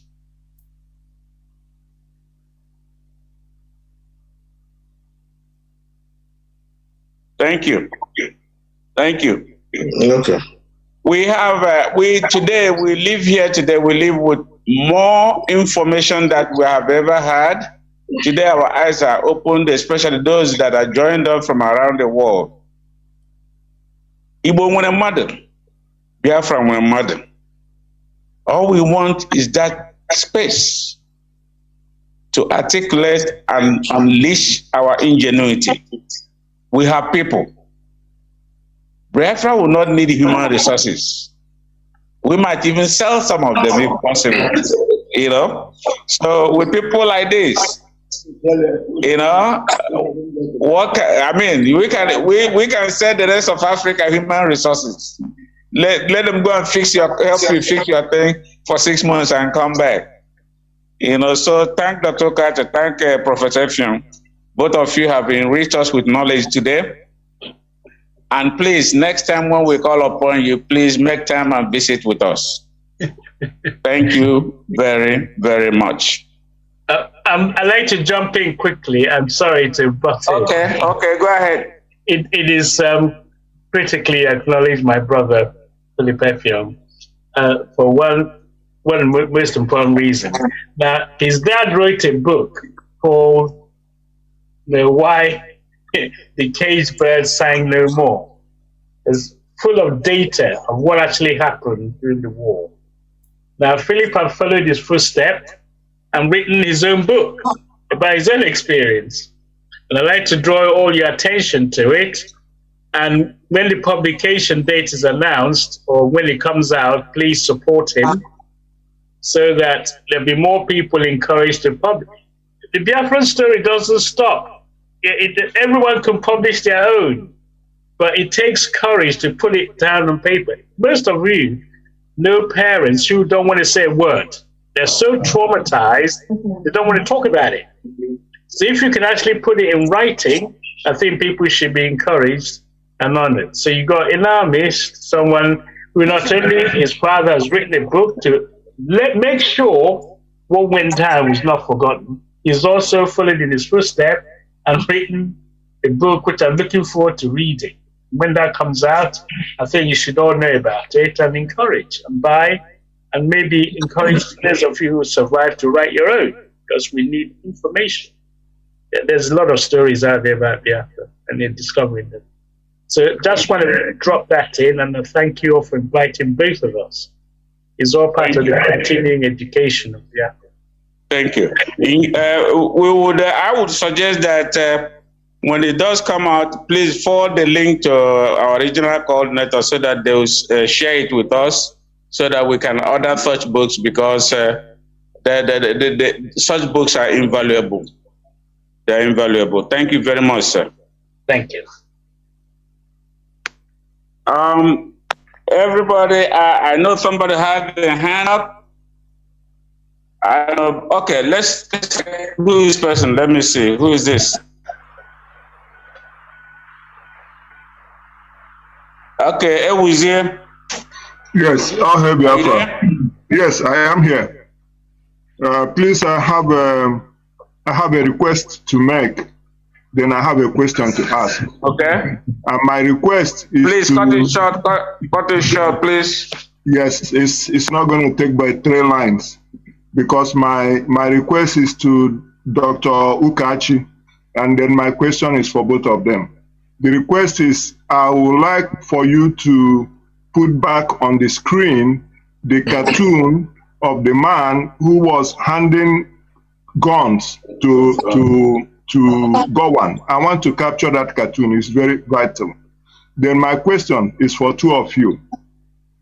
The struggle, because what I got from what you said, everybody said today is, what is the way forward? Can you tell us what we are not doing right here in America? Because I don't think we are pulling our weight. This should be a fight for America. We are in the land of the free. If it requires going to create one problem, let them come and lock some of us. Then the media will talk about it. The world is looking up to America. What can you advise us that we do? Personally, I feel we've missed a lot of opportunities. So what do you think you should advise us now that we are listening under your voice, looking at you? What should we do to help move this struggle forward? Thank you. I'm grateful for that. Philip, if I go first, yeah? If you allow me to share, I'll give the cartoon, so I will share again so you can see the cartoon. So, good. So the thing about what should we do? The best thing to say, there are two things fundamentally people of Eastern Nigerian origin should do. If you fold your arms and do nothing, your land will be, going to Ruga, your waterways will be taken over, your land will be taken, and so on and so forth. But if you come together as a one voice, I'm asking for the impossible here.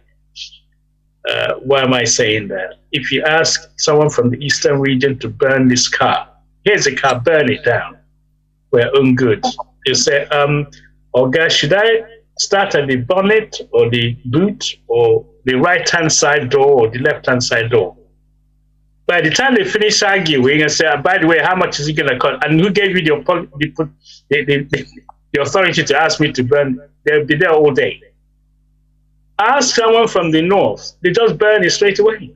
So there's going to be a mind change, mind shift. The sense of mind, you've got to change our mindset and say, we need freedom. And the freedom is not going to be given to you unless you demand it. Number one, Nnamdi Kanu is locked up unfairly. If everyone spoke up and put heat on the Nigerian government and say, we are not going to accept it. If this happened to the Northerners, they will not keep quiet. Okay? They wouldn't keep quiet. It will not happen. So if we all come together, in America especially, lobby everyone you need to lobby and lead the charge, the world will know about it and say, what's going on here? And they will respond. So that's my opinion, number one. Free Nnamdi Kanu because he's innocent. And if you don't have a country where there's rule, where you obey the law, then if everybody says from the East, we're not going to obey your law if you don't release him, there's no point having a law. So that's a major, major step. Okay, so that's what I'm going to advocate, that we come together and say this is wrong. As Philip has said, if it's wrong, it's wrong. You can't taint it or mix it or for political expediency. It is wrong. It's not done elsewhere. So you demand that this is stopped. That's number one. From Americans, if you take the lead, every senator, every governor, whoever it is, you lobby them. You have the power. And that would drive the whole thing, in my opinion. We in Britain, we're in the lion's den because they're the ones making sure we don't come out. Yeah, so it's harder for us. They just do paper, their citizen is locked up illegally. Can you imagine someone who's from a white person goes to Spain and they're kidnapped and taken to Russia? Britain will not keep quiet. Yeah. So, but if they say something, it's against their rules about their modus operandi, how you deal with Nigeria. Nigeria must be kept one. But why? Who's? I can go on all day. So, my brother, those in America, you have a lot of work to do. We've been running this IPOB thing from UK, where it's all started. And the people we're running, it's like running to a barrier. They're the ones holding us. Hajjen, they're holding us down. So from a different angle, if you tackle them, it was so close during the war that Canadians nearly forced the issue to come to UN and debate Biafra. John Kennedy, Kennedy's brother in America, we were pushing for Biafra. They nearly went to UN. So, and the Britain was just lukewarm. So I think Americans, you got the key. You're going to act on it. I'm sorry, maybe Philip would add more to that. Yeah, thank you for the question. First thing I want to say also has to do with coming together. Coming together doesn't mean that we will all agree. Never happens. Even if we look at our families, I don't always agree with my children.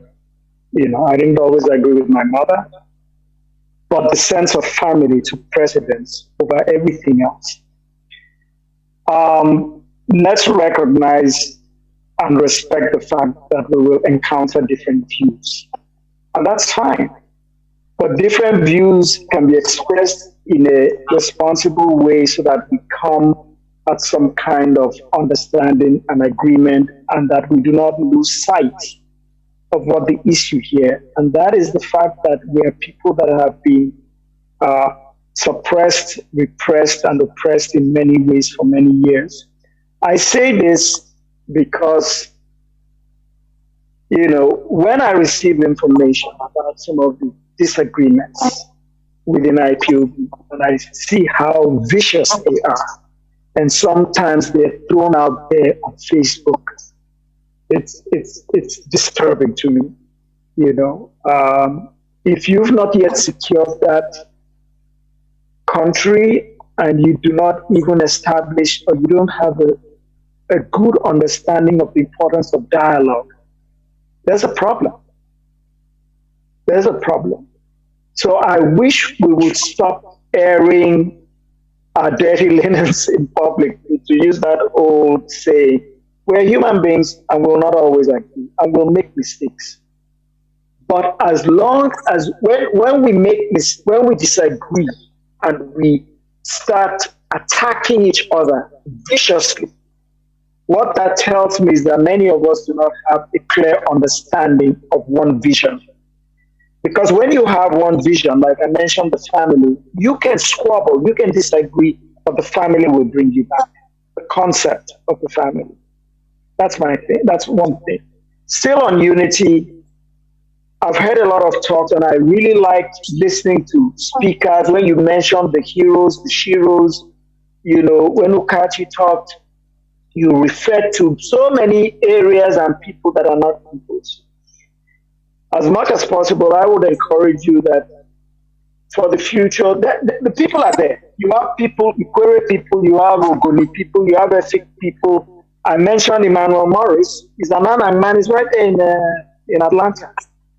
Let them come and speak and give more authenticity to the movement. It is very important.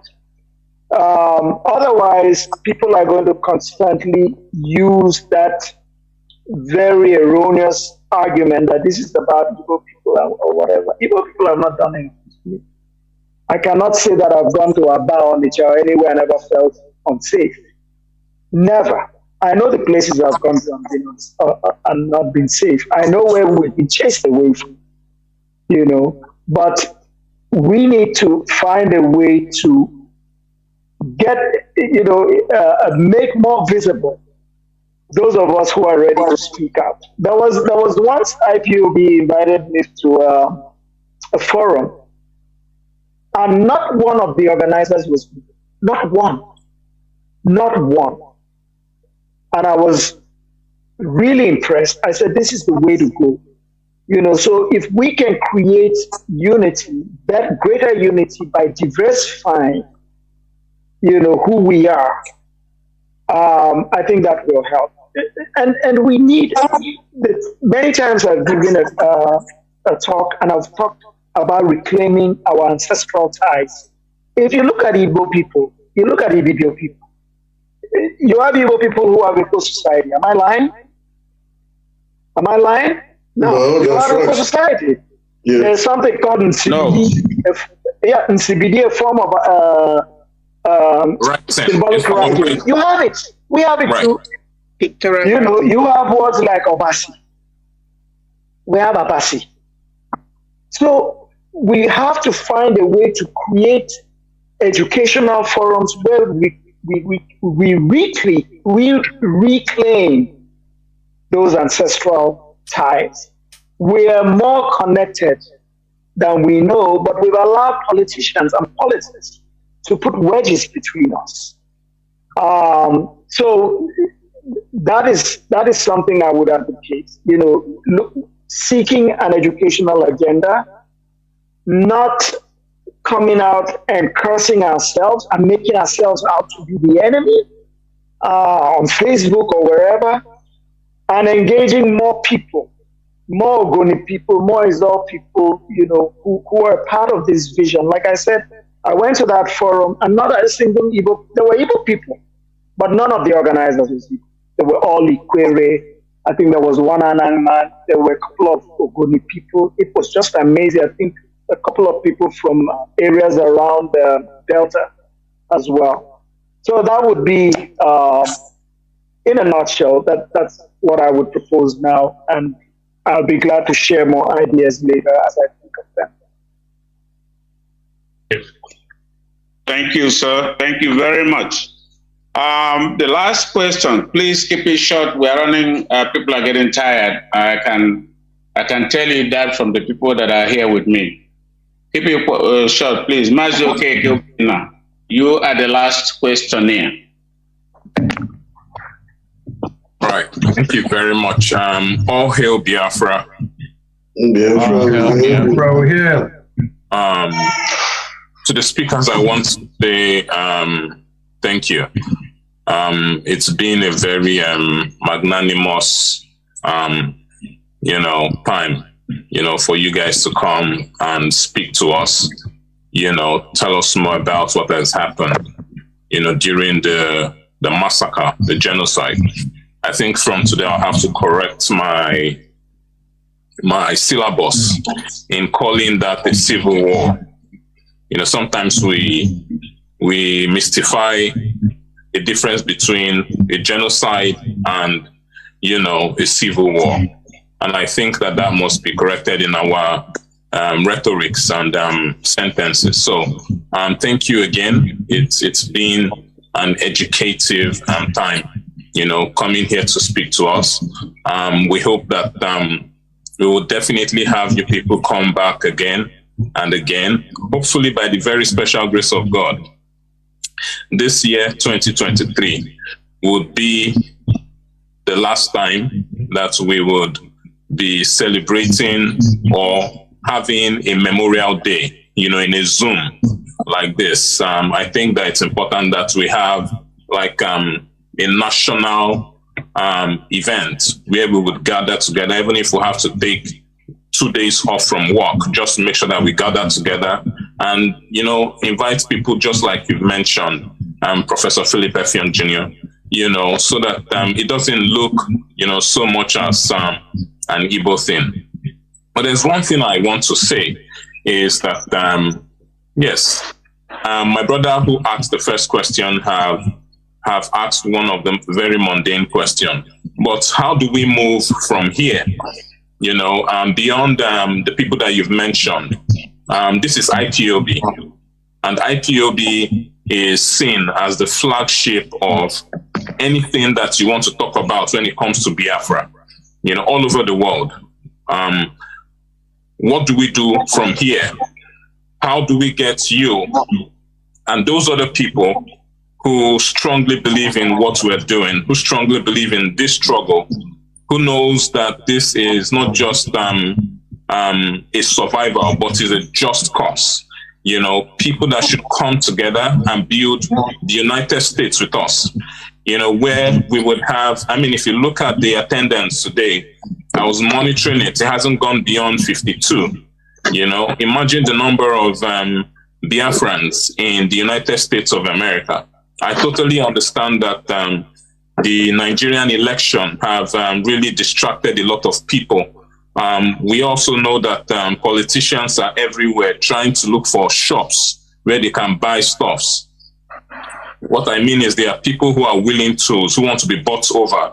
You know, people who tend to want to say that they have a voice in the struggle, and they just want someone to come and shop for them, you know, to be able to buy them over. What exactly do you think we can do to bring all these people, you know, in our little regions, in our states, in our cities? How do we bring them into the fold of the IPOB? What are you looking out for? What would you be expecting of the American leadership, you know, to avail to people like yourselves, you know, to be able to accommodate these people who want to come in? We would also not forget that there's been a whole lot that has happened, you know, here in the United States. You know, the confusions, the deviations, the catastrophe that that really hit the United States when Mazi Nnamdi Kanu was abducted from Kenya. These are things that has really affected the United States negatively. And, you know, with the Nigerian government trying as much as possible to push all the narrative of whether IPOB is a terrorist group or not. You know, just like a lot of people know, Mandela too was also called a terrorist. And then we also know that he wasn't removed from the United States terrorist data until he was about 80-something years old. You know, so all these things are ploy, you know, just to distract, to confuse, and to also tarnish the image of the Biafra movement led by the indigenous people of Biafra. So therefore, I'm asking, what exactly can we do to bring people like yourself, Philip F. Young Jr., you know, into the IPOB fold, to create families in all the 52 states, you know, in all the states in America, you know, bring these families together, make sure that we have coordinators everywhere, not just in the states, but also at the lower sub-regions, which is like cities, you know, so that we can answer, please. So that we can make this a more bigger family. That's number one. Number two, finally, please, I want to suggest to us that we have like it should be called like a post-documentary. We intended to have a documentary for today's Memorial Day. You know, it's just a question and answer thing.